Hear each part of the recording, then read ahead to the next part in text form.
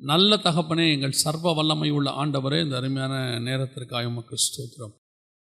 கிருபையுள்ள கரத்தில் தாழ்த்துகிறோம் ஆண்டவரே. வேத வாக்கியங்களை அறிந்து கொள்ளும்படி ஆராயும்படி நீர் எங்களுக்கு சொல்லி இருக்கிறீரப்பா. உம்முடைய பாதத்தில் எடுபடாத நல்ல பங்கு உண்டென்று நாங்கள் அறிந்திருக்கிறோம் ஆண்டவரே. நாங்கள் அநேக காரியங்களை குறித்து கவலைப்படுவதை பார்க்கிலும் இந்த எடுபடாத நல்ல பங்கை தெரிந்து கொண்டு ஆண்டவரே, நாங்கள் முடிவு பரியந்தம் உமக்குள்ளே ஓட கர்த்தர் கிருபை தருவீராக. நித்திய ஜீவ வசனங்கள் உம்மிடத்தில் உண்டே ஆண்டவரே. இந்த வசனத்தை ஒரு விசை எங்களுக்கு அனுப்பும்படி நாங்கள் செபிக்கிறோம்.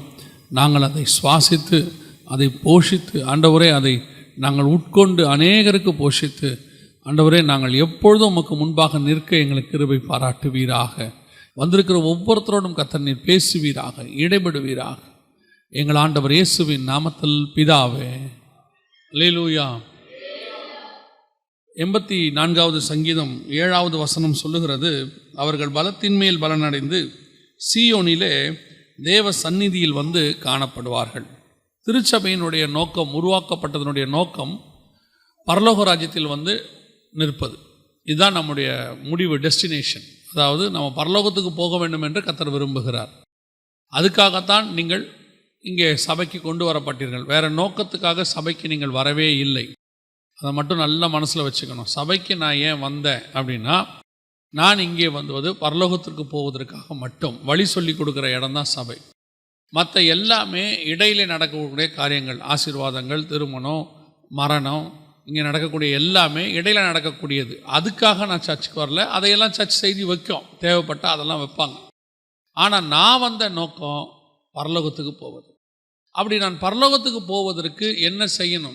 ஒரு சபையில் மெம்பராக இருந்துட்டால் மட்டும் பரலோகத்துக்கு போயிடலாமா? அல்லது ஒரு டினாமினேஷனில் நான் சேர்ந்துட்டேங்கிறதுனால நான் பரலோகத்துக்கு போயிடலாமான்னா அப்படி அல்ல.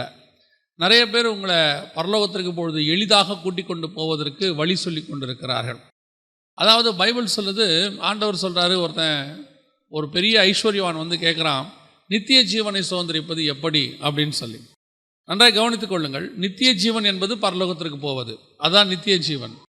ஆவிகள் இளைப்பாறுகிற இடத்திற்கு போவது என்பது வேறு. இப்போது பழைய ஏற்பாட்டு பரிசுத்தவான்களை குறித்து வேதம் சொல்லுகிறது, அவர்கள் எல்லோரும் வாக்குத்தத்தம் பண்ணப்பட்டதை அடையாமல் போனார்கள். 11:39 எபிரேயர் நிருபம். அதில் வசனம் சொல்லுது, அவர்கள் எல்லாரும் விசுவாசத்தினாலே நற்சாட்சி பெற்றிருந்தும் வாக்குத்தத்தம் பண்ணப்பட்டதை அடையாமல் போனார்கள். எங்கே போனாங்க அப்படின்னு பார்த்தீங்கன்னா, மரண இருளின் பள்ளத்தாக்கிலே அவர்கள் இறங்கினார்கள்னு நம்ம பார்க்கணும். அதனால தான் சங்கீதக்காரன் சொல்கிறான், நான் பாதாளத்தில் போய் என் படுக்கையை போட்டாலும். யாக்கோபு சொல்கிறாரு, என் நரைமயிரை துக்கத்தோடு கூட பாதாளத்தில் இறங்க பண்ணுகிறீர்கள் அப்படின்னு சொல்கிறார். அதாவது இவங்க எல்லாருமே மரண இருள் பள்ளத்தாக்குன்னு சொல்கிற பாதாளத்துக்கு தான் இவங்க எல்லாம் போனாங்க. மேல் பாதாளம்னு அர்த்தம். அப்படியானால் இந்த பரலோகத்திற்கு போவது எவ்வளவு கடினம் பாருங்கள். ஏன்னா அவங்க எல்லாருமே விசுவாசத்தினாலே நற்சாட்சி பெற்றவர்கள்னு வசனம் சொல்லுது. நற்சாட்சி பெற்றவர்கள் போவது கடினம். அது அப்புறம் அது போகணும்னா என்ன பண்ணணும்னா, அதுக்கு சில வழிகள்லாம் இருக்குது, சில வழிமுறைகள்லாம் இருக்குது. அதில் மிக முக்கியமானது இயேசு கிறிஸ்துவினுடைய சிலுவை மரணம், மீட்பு, ரத்தம் சிந்துதல், இதெல்லாம் இருக்குது. ஆனால் அப்படி இருந்துட்டா மட்டும் போதுமா? இயேசுவை பார்த்துட்டா மட்டும் போயிடலாமா? இப்போ அந்த வாலிபன் வந்து இயேசுவை பார்த்துட்டான். பழைய ஏற்பாட்டு பரிசுத்தவான்கள் இயேசுவை பார்க்கல, அவர்கள் என்னை காண வேண்டும் என்று ஆவலாக இருந்தார்கள்னு இருக்கு. ஆனால் அந்த புதிய ஏற்பாட்டில் அந்த வாலிபன் வந்துட்டு இயேசுவை பார்த்துட்டான். பார்த்த பிறகு அவன் கேட்குறான், நான் நித்திய ஜீவனை சுதந்திரிக்கணும், என்ன செய்யணும்? அப்போ இயேசு சில வழிமுறைகள்லாம் சொல்கிறாரு. சொல்லி முடிச்சுட்டு அவன் துக்கத்தோடு போயிட்டான். ஆனால் வசனம் சொல்லுது, பேதுரு இயேசுகிட்ட பேசும்போது, ஆண்டவரே, இது மனுஷனால் கூடாதது தான். ஆமாம், ஆண்டவர் சொல்கிறாரு, தேவனால் எல்லாம் கூடும். அப்படின்னா மனுஷனால் கூடாதது எதுனா பரலோகத்துக்கு போவது. அது அவ்வளோ சாதாரணம் இல்லைன்னு அர்த்தம். இந்த கடைசி காலத்தில் உங்களை மாயையாய் பிரசங்கிக்கிற ஒரு சில பிரசங்கங்களில் ஒன்று, ரொம்ப எளிதாக பரலோகத்துக்கு கூட்டிகிட்டு போவது. பல வழிமுறைகளை சொல்லுகிறார்கள்.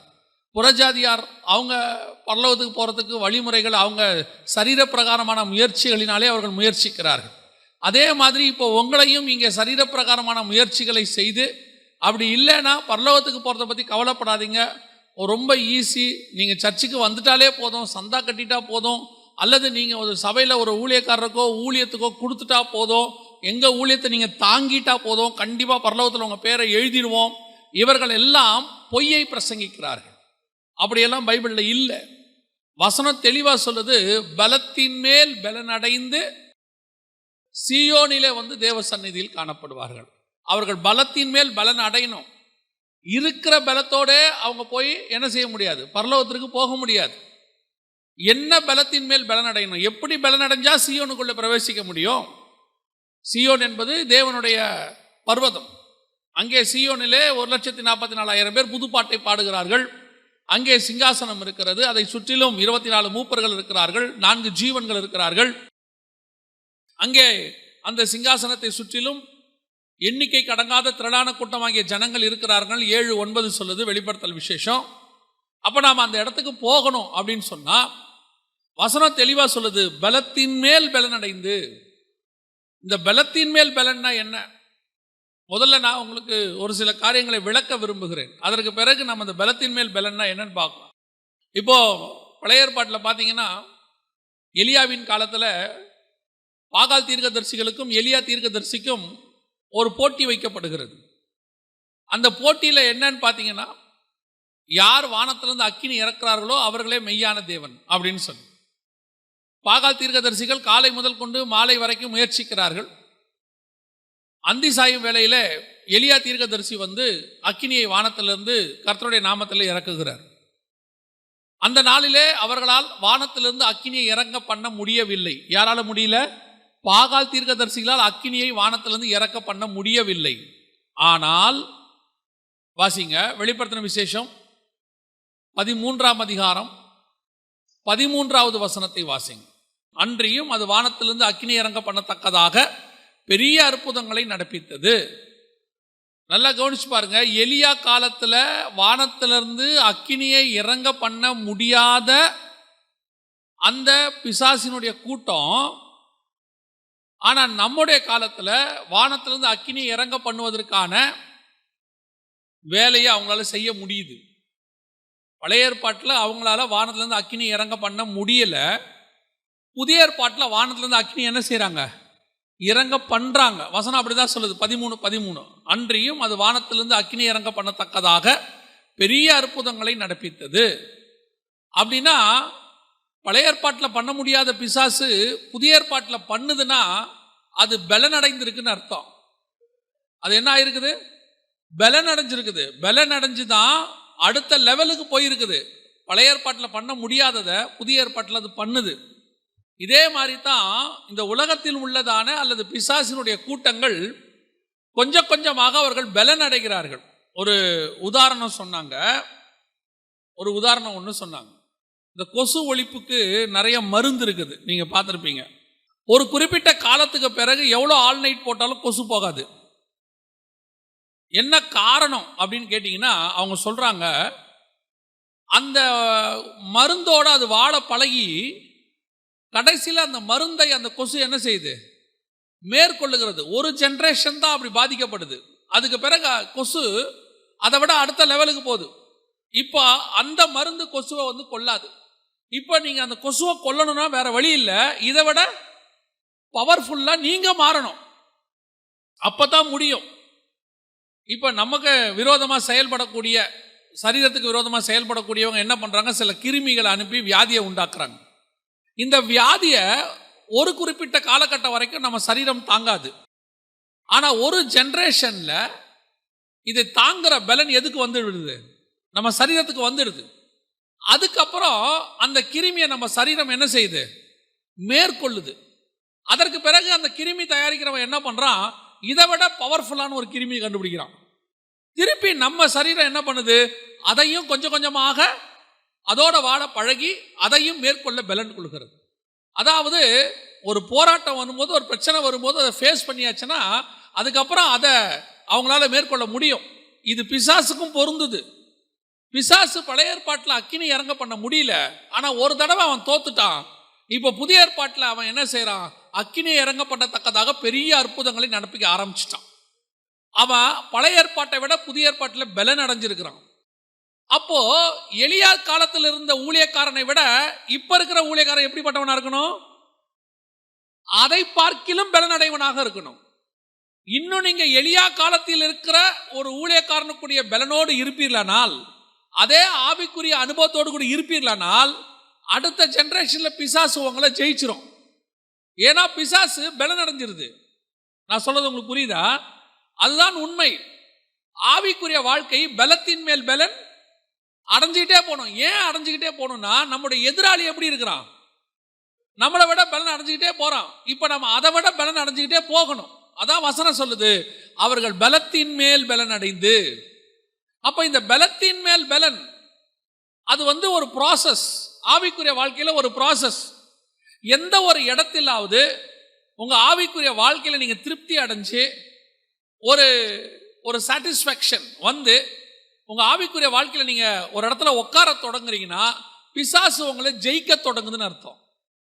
ஆவிக்குரிய வாழ்க்கை என்பது இயேசு கிறிஸ்து வருகிற வரைக்கும் ஓட வேண்டியது, உட்காரக்கூடியது அல்ல. உட்காரவே கூடாது, ஓடிட்டே இருக்கணும். அது ஓடும்போது எப்படி ஓடணும்? ஓடுறவன் கொஞ்சம் கொஞ்சமாக பலனை இழப்பான். நீங்க பார்த்துருக்கிறீங்களா? ரன்னிங் ரேஸ் ஓடுறவங்களா ஆரம்பிக்கும் போது எப்படி இருப்பாங்க? முழு பலனோட இருப்பாங்க. ஓடி முடிக்கும் போது எப்படி இருப்பாங்க? மொத்த பலனும் போயிருக்கும். பாக்ஸிங் விளையாடுறவன் பாருங்க, ஆரம்பிக்கும் போது முழு பலனோட இருப்பான், முடிக்கும் போது எப்படி இருப்பான்? மொத்த பலனும் போயிருக்கும். ஆனா ஆவிக்குரிய ஓட்டத்தை நீங்க ஆரம்பிக்கும் போது இருக்கிற பலனை விட ஓட ஓட பலன் இன்க்ரீஸ் ஆகிட்டே போகும். அது சியோனுக்கு போகிற வரைக்கும் இன்க்ரீஸ் ஆகும். உன் ஆவிக்குரிய பலன் குறையவே கூடாது. நாம பல நேரங்கள்ல ஆவிக்குரிய வாழ்க்கையில பலன் அடையதை விட நாம குறைய தொடங்குறோம். அல்லது அந்த ஆவிக்குரிய பலன் எதை அடைஞ்சோமோ அந்த இடத்துல உட்கார்ந்துட்டோம். ஏன் ஒரு சில ஊழியக்காரர்களால ஒரு ஜெனரேஷனை தாண்டி அடுத்த ஜெனரேஷனுக்கு ஊழியம் பண்ண முடியலன்னு கேட்டீங்கன்னா, போன ஜெனரேஷன்ல அவர்கள் பட்ட பலன் அதோட கூட நின்றுச்சு. அவங்க அதுக்கு மேல என்ன அடையல? பலன் அடையல. பலன் அடைஞ்சுக்கிட்டே இருக்கணும். 7000 வருஷமா பிசாசு போராடுறான். 7000 வருஷமா தேவனும் மேற்கொண்டு கொண்டே இருக்கிறார். 7000 வருஷமா அவருக்குரிய ஜனங்களும் இருக்கிறார்கள். பலத்தின் மேல் பலன் அடைந்து. இப்ப நான் அடுத்த லெவல் பலன் அடைகிறேன்னா, நான் இருக்கிற வரைக்கும் தான் இது. 70 பலத்தின் மிகுதியினால் 80. நான் இருக்கிற வரைக்கும் என் ஆவிக்குரிய வாழ்க்கை பலன் அடைஞ்சுக்கிட்டே தான் இருக்கணும். என் சரீரம் பலவீனமாகும், என் ஆவிக்குரிய வாழ்க்கை ஒரு நாளும் பலவீனமாகவே ஆகாது. அதுதான் உண்மை. நமக்கு என்னன்னா, ஆவிக்குரிய வாழ்க்கையும் நம்ம சரீரமும் ஒன்னா என்ன ஆகுது? பலவீனம் அடையுது. நம்முடைய ஆவிக்குரிய வாழ்க்கையும் நம்முடைய சரீரம் பலன் அடைய அடைய ஆவிக்குரிய வாழ்க்கை என்ன ஆகுது? பலன் அடையுது, பலவீனம் ஆகுது. அப்ப நாம சொல்றோம், இல்லைங்க முடியாது. உங்களால ஊழியம் வேணா பண்ண முடியாம இருக்கும், ஆனா ஆவிக்குரிய வாழ்க்கை பலவீனம் ஆகவே ஆகாது. உன் மாம்ச கண்ணு வேணா மங்க தொடங்கும், உன் ஆவிக்குரிய கண்ணு மங்கவே மங்காது. நான் சொல்றது உங்களுக்கு புரியுதா? நீங்க மனுஷன் பேசுறது வேணா உங்களுக்கு கேட்காம போகும், தேவன் பேசுறது கேட்காம போகாது. அது இன்னும் இன்க்ரீஸ் ஆகிட்டே போகும். அதுதான் பலத்தின் மேல் பலன் அடைகிறது. இன்னைக்கு நான் அந்த பலனுக்குள்ள வந்திருக்கிறேன்னா, அந்த பலத்தின் மேல் பலனுக்கு வரேன்னா, ஆவிக்குரிய வாழ்க்கையை ஸ்டார்ட் பண்ணும் போது எனக்கு என்ன பலன் இருந்துச்சோ அதுதான் 10 வருஷம் ஆனாலும் 15 வருஷம் ஆனாலும் 20 வருஷம் ஆனாலும் அதுதான் பலன். அதே மாதிரி அந்நிய பாஷை, அதே மாதிரி கையை தட்டிக்கிட்டு இருக்கிறது, அதே மாதிரி இருக்கு. அப்புறம் கூட்டம் முடிஞ்ச உடனே எல்லாம் ஆஃப் ஆயிடும். திருப்பி கூட்ட ஆரம்பிச்சோன்னா அதே மாதிரி அந்நிய பாஷை கை தட்டுறது அப்படின்னு. இதுதான் ஆவிக்குரிய பலனா? நல்லா கவனிங்க, ஒரு உதாரணம் சொல்றேன். மோசே முச்செடியில ஆண்டவருடைய மகிமையை பார்க்கிறாரு. யாத்ராகமம் 3ஆம் அதிகாரத்துல பார்த்த உடனே இப்ப அந்த மகிமை எப்பேற்பட்டது பாருங்க. இதுவே நம்ம லைஃப்ல பார்க்கல. நம்ம மோசே முச்செடியில தேவன் அப்படி முகமுகமா அங்க பார்க்கறாருல்ல, அந்த இடத்துல முகமுகமான நான் சொல்றது அந்த நெருப்பை பார்க்கறாரு, ஒரு அற்புதத்தை பார்க்கறாருல்ல, அதையே நம்ம லைஃப்ல நம்ம இன்னும் என்ன செய்யல, பார்க்கல. அவர் 3ஆம் அதிகாரத்திலேயே ரொம்ப அற்புதமான காரியத்தை பார்த்துட்டார். அடுத்து 15ஆம் அதிகாரம்லாம் வரும்போது கர்த்தர் சொல்றாரு, மோசே நீ மலைக்கு மேல ஏறி வா, நான் என்னுடைய எல்லா மகிமையும் உங்களுக்கு என்ன செய்வேன், காண்பிப்பேன். இப்ப மோசே மலைக்கு மேல போறாரு. போன உடனே அங்க ஒரு மேகம் இருக்கு, அது உள்ள போயிடுறாரு. இது அடுத்த கட்ட மகிமை. அப்புறம் இன்னொரு இடத்துல ஆண்டவர் சொல்றாரு, மோசே இந்த ஜனங்கள் உனக்கு கீழ்ப்படியும்படி நான் அவர்களுக்கு ஒரு பயத்தை உண்டாக்குறேன் அப்படின்னு சொல்லி கர்த்தர் பயங்கரமா இறங்குறார், பராக்கிரமசாலியா. அந்த மகிமைக்குள்ள யார் போறது? மோசே. அந்த காட்சியே எப்படி இருக்குதாமா, ஜனங்கள் பயப்படுறாங்க, இடி முழக்கம், மின்னல்கள், மலைக்கு கீழே ஒருத்தன் தொட்டானா செத்தான். ஆனா மோசே எங்க நிக்கிறாரு? மலைக்கு மேல நிக்கிறாரு, மேகத்துக்குள்ள போயிட்டாரு. இது அடுத்த கட்ட மகிமை. இவ்வளத்தையும் பார்த்த பிறகு மோசே கேட்கிறார் ஆண்டவரை பார்த்து 34ஆம் அதிகாரத்தில், ஆண்டவரே நான் உன் மகிமையை பார்க்க வேண்டும். அப்போ அவர் அந்த மகிமையின் மேல் மகிமை அடையுதுன்னு இருக்குல்ல, அவர் தன்னுடைய ஆவிக்குரிய வாழ்க்கையில தேவனுடைய மகிமையை இன்னும் பார்க்கணும் இன்னும் பார்க்கணும் இன்னும் பார்க்கணும். அவருக்கு என்ன இருக்குது? ஆசை இருக்குது. 34ஆம் அதிகாரத்தில் சொல்றாரு, நான் இன்னும் உடைய மகிமையை பார்க்கணும். இப்போ ஆண்டவர் சொல்றாரு, சரி மோசே, மலைக்கு மேல வந்த, இப்போ அடுத்து நான் என்ன பண்றேன், அதே கண்மலையில ஒரு வெடிப்பு இருக்கு, அங்க கூட்டிட்டு போறேன். இது அடுத்த கட்ட மகிமை. என்ன நீ பின்புறத்தை பார்ப்ப, இது அடுத்த மகிமை. சரி, மோசையோடைய ஆசை இதோட முடிஞ்சிருச்சா? இல்ல, எந்த தேவன் அவர் பின்புறம் பார்த்தாரோ ஒலிவ மலையில, மருப மலையில, அந்த தேவன் அவர் முன்புறம் பார்க்கிறார். இயேசுவை முன்புறம் பார்க்கிறாரு. இதுதான் மகிமையின் மேல் மகிமை அடைதல். அப்போ ஆவிக்குரிய வாழ்க்கை, மோசே வாழ்க்கையில பிரச்சனை இருக்குது, மோசே வாழ்க்கையில போராட்டம் இருக்குது, மோசே வாழ்க்கை வயசாகிட்டே போகுது, 40ஆவது 80ஆவது 120ஆவது. ஆனா சரீரம் தான் வயசாகதே ஒழிய அவருடைய ஆவிக்குரிய ஸ்டாண்டர்டுக்கு வயசே ஆகல. இன்னும் மேல மேல மேல போயிட்டே இருக்குது. இதுதான் கர்த்தர் உங்களுக்கும் எனக்கும் ஒவ்வொருத்தருக்கும் நியமிச்சிருக்கிற ஆவிக்குரிய வாழ்க்கை. ஆவிக்குரிய வாழ்க்கையில திருப்தி வரக்கூடாது. ஆண்டவர்கிட்ட கேட்கணும், இன்னும் நான் பார்க்கணும் ஆண்டவரே, இன்னும் பார்க்கணும் ஆண்டவரே, இன்னும் உடைய வேத வசனத்தை தியானிக்கணும் ஆண்டவரே, இன்னும் உடைய சத்தத்தை நான் கேட்கணும் ஆண்டவரே, இன்னும் உடைய முகமுகமா பார்க்கணும் ஆண்டவரே, இன்னும் உடைய பரதீசிக்குள்ள நான் பிரவேசிக்கணும் ஆண்டவரே.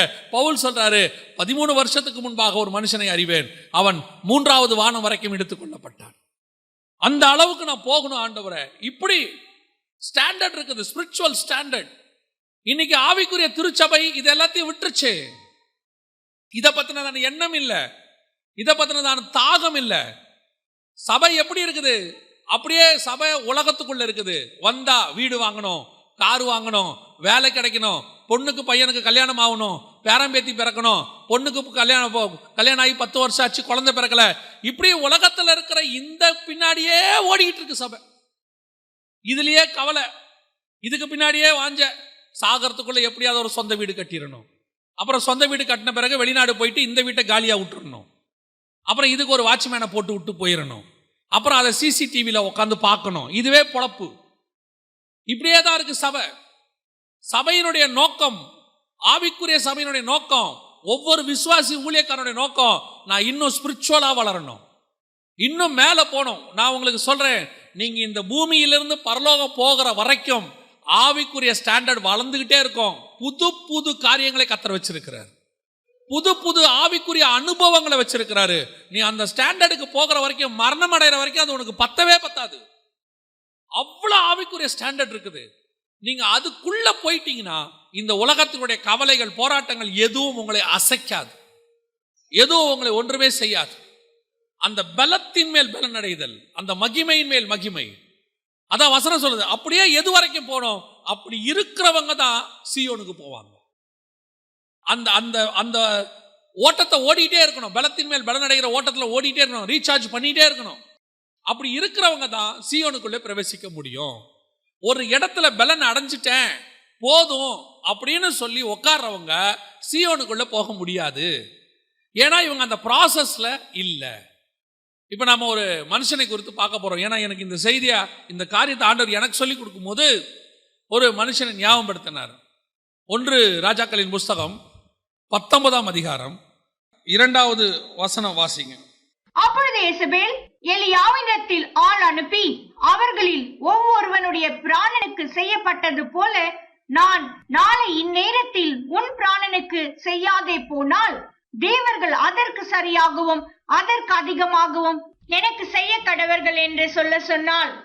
அவனுக்கு அது தெரிந்த போது, நல்லா கவனிங்க, எலியா, இந்த சம்பவம் எல்லாருக்கும் தெரிஞ்ச ஒரு சம்பவம். இதுல எலியாவினுடைய ஆவிக்குரியதான ஸ்டாண்டர்டை தான் நம்ம பார்க்க போறோம். எலியாவினுடைய ஆவிக்குரிய ஸ்டாண்டர்ட். பொதுவாக எல்லாரும் என்ன சொல்லுவாங்க அப்படின்னு கேட்டீங்கன்னா, எலியா ஓடும்போது பயந்து போய் சூரச்செடிக்கு கீழே போய் படுத்துட்டாரு. இது உலக பிரகாரமான ஒரு காரியம், வெளியே பார்க்கும்போது அப்படிதான் தெரியும், உண்மை. ஆனால் ஏன் கர்த்தர் இது நமக்கு இது கொடுத்துருக்கிறாருன்னா, இதுக்கு பின்னாடி தேவன் நமக்கு ஒரு பாடம். நான் இப்போ உங்களுக்கு சொல்லுவேன், தைரியமாய் சொல்லுவேன், இந்த வேதாகமத்தில் கொடுக்கப்பட்டிருக்கிற எதுவும் வெறும் சரித்திரபூர்வமாய் கொடுக்கப்பட்டது மட்டும் அல்ல. ஏதோ ஹிஸ்டாரிக்கலாக நம்ம தெரிஞ்சுக்கிறதுக்காக கர்த்தர் கொடுக்கல. இதுக்கு பின்னாடி ஒரு மிகப்பெரியதான ஆவிக்குரியதான பாடம் இருக்கு. அந்த பாடத்தை ஆவியானவர் மட்டும்தான் சொல்லிக் கொடுக்க முடியும். அதை படிக்கிறதுக்கு தான் கர்த்தர் இதை கொடுத்து வச்சிருக்கிறார். வெறும் ஹிஸ்டரி புக்காக இருந்தால் இது நமக்கு தேவையே கிடையாது. லைப்ரரியில் போய் வேற புக் எடுத்து ஹிஸ்ட்ரி படிச்சுக்கலாம். இதை விட தெளிவாக இருக்கும் ஹிஸ்ட்ரியில். அதுலேயே வருஷ கணக்கெல்லாம் கொடுத்துருப்பாங்க. இதுலேயும் இருக்கு. ஆனால் இதில் தான் அந்த ஹிஸ்ட்ரியோட சேர்ந்து ஸ்பிரிச்சுவாலிட்டியும் இருக்கும், ஆவிக்குரிய பாடமும் இருக்கும். அந்த மாதிரி ஒரு புக்கு உலகத்திலே கிடையாது. ஒரே புக்கு தான் இருக்கு, நம்ம பரிசுத்த வேதாகமம் மட்டும்தான். அல்லேலூயா. யேசபேல் சொன்ன சில காரியங்களை எலியா கேள்விப்பட்ட போது, இந்த எலியா யாரு? ஒரு காலத்துல அக்கினியை இறக்கினதான ஒரு மனுஷன். அதுக்கு முன்னாடி அதிகாரத்துல தான் அக்கினி இறக்குறாரு. அக்கினி இறக்கி பாகால் தீர்க்கதரிசிகளை எல்லாம் வெட்டி போட்டதான ஒரு மனுஷன். இதுதான் நம்முடைய ஆவிக்குரிய வாழ்க்கையில ஸ்டார்டிங் பாயிண்ட். ஆவிக்குரிய வாழ்க்கையை ஸ்டார்ட் பண்ணும்போது பயங்கரமான வைராக்கியம் இருக்கும். 18ஆம் அதிகாரத்தில் தான் எலியா வராரு. நீங்க வாசிச்சீங்கன்னு சொன்னா 1 ராஜாக்களின் புஸ்தகம் 17ஆம் அதிகாரம் 1ஆம் வசனத்துல தான் எலியா வரார். வந்து ஆகாப்பை பார்த்து மழை பெய்யாதுன்னு சொல்றாரு, அவ்வளவுதான். அதுக்கப்புறம் 18ஆம் அதிகாரத்துல பாகால் தீர்க்கதரிசிகளை மேற்கொள்றார். மேற்கொண்ட போது இதுதான் அவருடைய ஊழியத்தினுடைய ஸ்டார்டிங் பாயிண்ட், நம்முடைய ஊழியத்தினுடைய ஸ்டார்டிங் பாயிண்ட். நாம ஆரம்பிக்கும் போது பயங்கர வைராக்கியம், கர்த்தருக்காக வைராக்கியம், அற்புத அடையாளங்களை செய்வோம், இறக்குவோம், எல்லாம் செய்வோம். ஆனால் இந்த ஊழியத்தின் பாதையில் நீங்கள் போய்கொண்டிருக்கும் போது உங்களை பலவீனப்படுத்தக்கூடிய காரியங்கள் கொஞ்சம் நடக்கும். உங்க ஆவிக்குரிய வாழ்க்கையில நீங்கள் நல்ல வைராக்கியமா கர்த்தருக்கு என்று இருக்கும்போது அது அப்படியே சுமூகமா போகணும்னு சொல்ல முடியாது. உங்களை பலவீனப்படுத்தக்கூடிய காரியங்கள் கொஞ்சம் நீங்க கேட்பீங்க, அல்லது சில காரியங்களை நீங்கள் பார்ப்பீர்கள். எலியாவுக்கு அப்படி ஒரு சூழ்நிலை வந்தது. நாளைக்கு இந்நேரம் 24 ஹவர்ஸ்க்குள்ள உன்னுடைய தலை எடுக்கப்படும் அப்படின்னு சொல்லி உன்னை கொண்டு போட்டுருவோம் அப்படின்னு சொல்றாங்க. இந்த மாதிரி சூழ்நிலைகள் உங்களுடைய ஆவிக்குரிய வாழ்க்கையிலும் சரி அல்லது ஊழிய பாதையிலும் சரி கண்டிப்பாக வரும். இப்படி வந்தாதான் நீங்க யேசபேலை டிஸ்டர்ப் பண்றீங்கன்னு அர்த்தம், பிசாசை டிஸ்டர்ப் பண்றீங்கன்னு அர்த்தம். உங்க நிறைய பேருடைய ஊழியத்தினால பிசாசுக்கு டிஸ்டர்பன்ஸே கிடையாது, எந்த பிரச்சனையும் இல்லை. பிசாசு நினைப்பான் இவன் நமக்கு தான் ஊழியம் பண்ணிட்டு இருக்கிறான், எதுக்கு இவனை போய் டிஸ்டர்ப் பண்ணிக்கிட்டு. நல்லா கவனிச்சு பாருங்க, ஆவிக்குரிய வாழ்க்கையில ஒரு 50 பேர் கூடி உண்மையை ஆராதிச்சா அதுக்கு போராட்டம் வந்துடும், இங்க ஆராதிக்க கூடாது, இங்க பிரச்சனை பண்ணக்கூடாது அப்படின்னு. ஆனா ஆவியும் இல்லாம அனலும் இல்லாம 5000 பேர் ஆராதிக்கிட்டோம், ஒரு பிரச்சனையும் வராது, எந்த ப்ராப்ளமும் வராது. அதுவே நீங்க நல்ல ஆவில நிறைஞ்சு 20 பேர் ஆராய்ச்சி பாருங்க, உங்களை ஆராதிக்க விட மாட்டாங்க. அந்த இடத்துல ஏதாவது பிசாசு உபத்திரவத்தை கொண்டு வரும். காரணம், பிசாசு எப்பவுமே யாருக்கு விரோதமா எழும்புவானா அவனுடைய ராஜ்யத்துக்கு டிஸ்டர்பன்ஸ் வந்தாதான் எழும்புவான். அப்போ எலியாவுக்கு முன்னாடியே நிறைய தீர்க்கதரிசிகள்லாம் இருக்கிறாங்க. கெபில 50 பேரா இருக்கிறாங்க. உபதியா போய் மறைச்சு வச்சிருக்கிறார். ஆனால் அப்பெல்லாம் யேசபேல் எழும்பல. அப்பெல்லாம் அந்த தீர்க்கதரிசிகளுக்கு விரோதமா யேசபேல் எழும்பல. அந்த தீர்க்கதரிசிகள் யேசபேலுக்கு ஆதரவாகவும் இல்லை. நல்லா தெரிஞ்சுக்கொள்ளுங்க, அந்த கெபிக்குள்ள இருக்க தீர்க்கதரிசிகள் யேசபேலுக்கு ஆதரவாகவும் இல்லை. அவங்க யேசபேலுக்கு பயந்து போய் கெபில ஒளிஞ்சுக்கிட்டாங்க.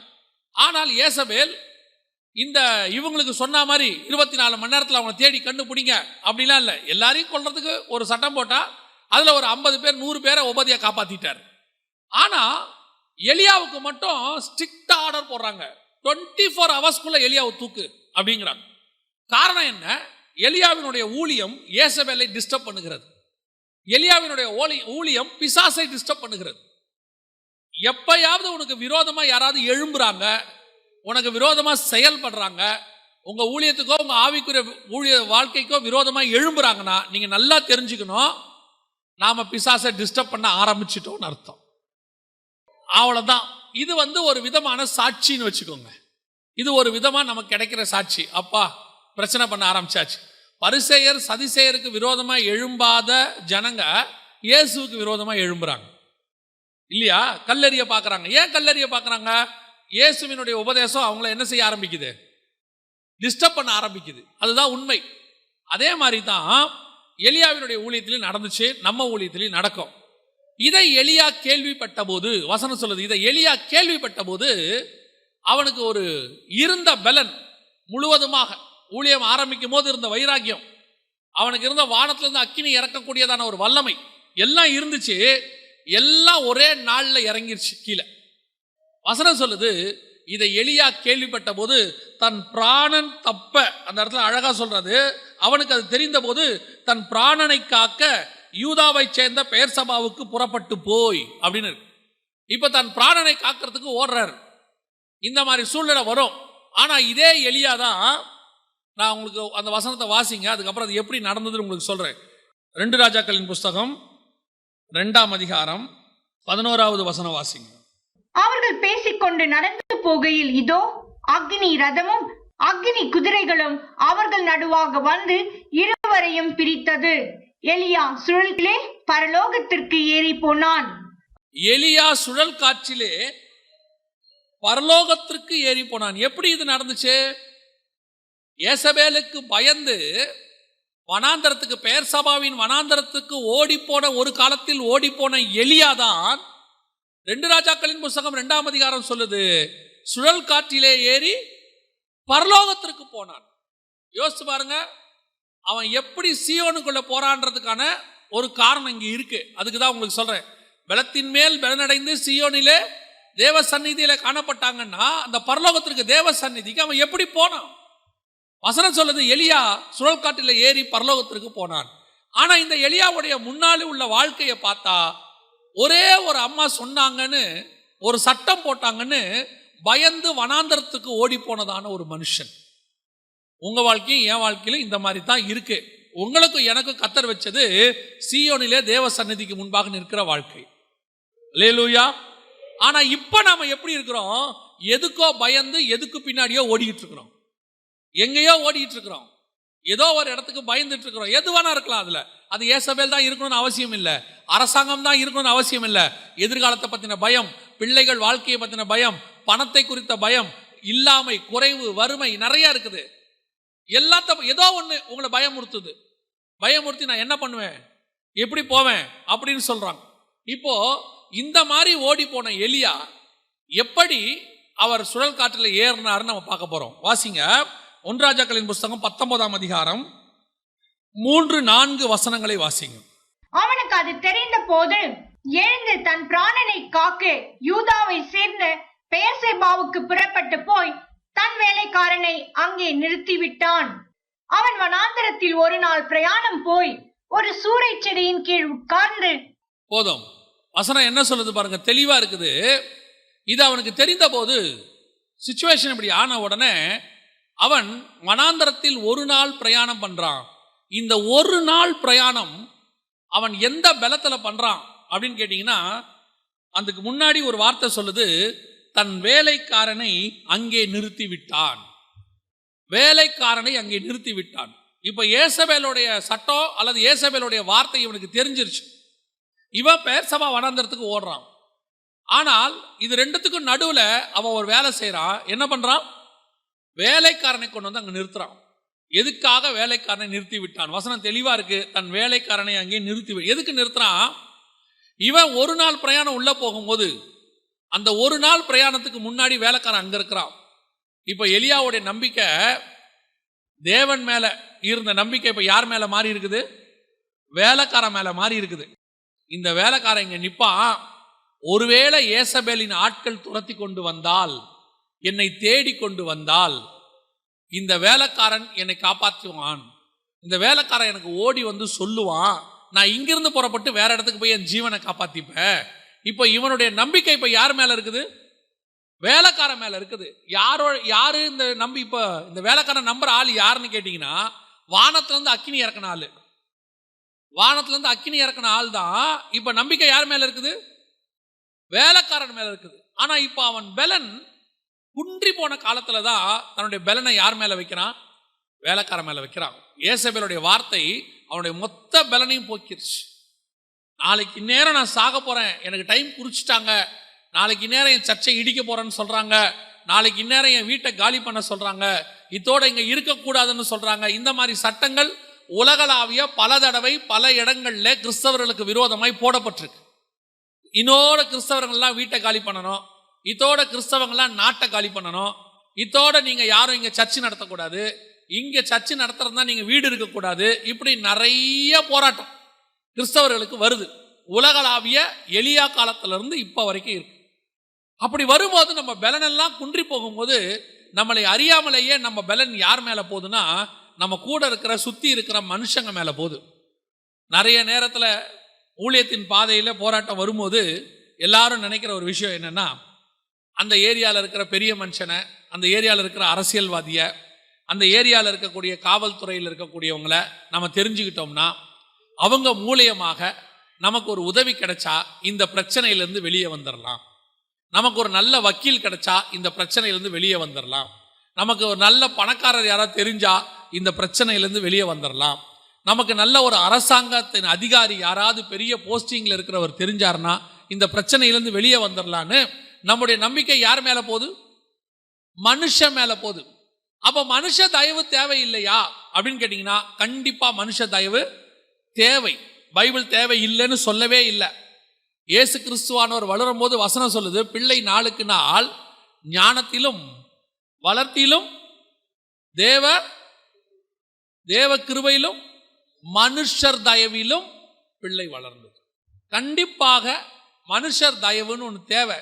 டிபெண்டபிள் மனுஷன் டிபெண்டபிள் தான். மனுஷன் தனியாக இருப்பது நல்லதல்ல. இன்னொன்று ஆண்டவர் உருவாக்கி கொடுக்குறார், இன்னொரு மனுஷியை உண்டாக்கி கொடுக்குறார். அப்போ இந்த மனுஷர் தயவு தேவை இல்லையானா? மனுஷர் தயவு தேவை. ஆனால் நான் தேடுகிற மனுஷர் அல்ல, தேவன் எனக்கு கொடுக்கிற மனுஷர் தான் எனக்கு தேவை. புரியுதா உங்களுக்கு? இதுக்கு ரெண்டுத்துக்கு டிஃபரன்ஸ் இருக்குது. நான் என் ஆபத்து காலத்துல மனுஷனை தேடுறதுக்கும் என் ஆபத்து காலத்துல கர்த்தர் எனக்கு கொடுக்கிற மனுஷனுக்கும் டிஃபரன்ஸ் இருக்குது. அல்லேலூயா. பல நேரத்தில் இங்கதான் பிரச்சனை வருது. ஒரு கூட்டமைப்போ ஒரு கூடுகையோ அல்லது கொஞ்சம் ஒரு கமிட்டியோ எனக்கு கூட இருந்தா எனக்கு சேஃப்டியா இருக்கும், எனக்காக போராடுவாங்க, எனக்கு அதை செய்வாங்க. நான் சொல்றேன், கண்டிப்பாக கூட்டமைப்பு தேவை, கமிட்டி தேவை. அதெல்லாம் யாருக்கு? கர்த்தர் ஏற்படுத்துகிற கூட்டமைப்பு தான் நமக்கு வேணும். எப்பவுமே சரி, உங்களுக்கு உதவி செய்யறது ஃபர்ஸ்ட் ஆள் யாருன்னா கர்த்தர் தான். கர்த்தர் எப்படி உதவி செய்வாரு? அவர் ஒரு ஆளை அனுப்புவாரு, அந்த ஆள் அங்க வருவார். நீங்க தேடுகிற ஆள் அல்ல, கர்த்தர் அனுப்புகிற ஆள். பல நேரத்துல இந்த டிஃபரன்ஸ் தான் பிரச்சனை. நான் ஒருத்தரை தேடி போவேன், எனக்கு ஒரு ஆள் இருக்கிறாரு. சில நேரத்தில் சிலர் சொல்லுவாங்க, நமக்கு இந்த ஏரியாவில் இருக்கிற எஸ்ஐ ரொம்ப பழக்கங்க, அவர் நம்ம என்ன சொன்னாலும் செய்வார். அதில் எந்த மாற்று கருத்தும் இல்லை. ஆனால் உங்களுக்கு தேவையான போது அந்த எஸ்ஐ கிடைக்க மாட்டார். அன்னைக்கு அவர் இருக்க மாட்டார், அவர் ஏதோ ஒரு அலுவலாக போயிருப்பார், இல்லை அன்னைக்கு அவரை ரீச் பண்ண முடியாது. அவரே வந்து 2 நாள் கழிச்சு சொல்லுவார், பாஸ்டர் நான் இருந்திருந்தா அந்த பிரச்சனையை சால்வ் பண்ணியிருக்கலாம், கர்த்தர் தான் உங்களுக்கு இருக்க விடலை. ஏன்? உங்கள் நம்பிக்கை எது மேலே இருக்குது? மனுஷன் மேலே இருக்குது, வேலைக்கார மேலே இருக்குது. நீ மனுஷனை நிறுத்திட்டு மனுஷனோட தயவோட, மனுஷன் நம்பிக்கையில உன் வாழ்க்கையோ ஊழியத்தையோ ஆவிக்குரிய வாழ்க்கையோ அல்லது உன் எதிர்காலத்தையோ நீங்க வைப்பீங்களானால் உங்களால் ரொம்ப நாள் நடக்க முடியாது. ஒரு நாள் தான் நடக்க முடியும். ஒரு நாள் நடப்பீங்க, ஒரு நாள் உங்களுக்கு ஒரு முடிவு எடுப்பீங்க. என்ன தெரியுமா முடிவு எடுப்பீங்க? நான் சாகிற ஆண்டவரேன் முடிவு எடுப்பீங்க. ஒரு சூறை செடியின் கீழ் உட்கார்ந்து தான் சாக வேண்டும் என்று கோரி, போதும் கர்த்தாவே என் ஆத்துமாவை எடுத்துக்கொள்ளும், போதும் ஆண்டவரே. ஒரு முடிவு வந்துடும். ஏன்? மனுஷர் தயவு தவறல்ல, ஆனால் மனுஷர் தயவு நிரந்தரம் அல்ல.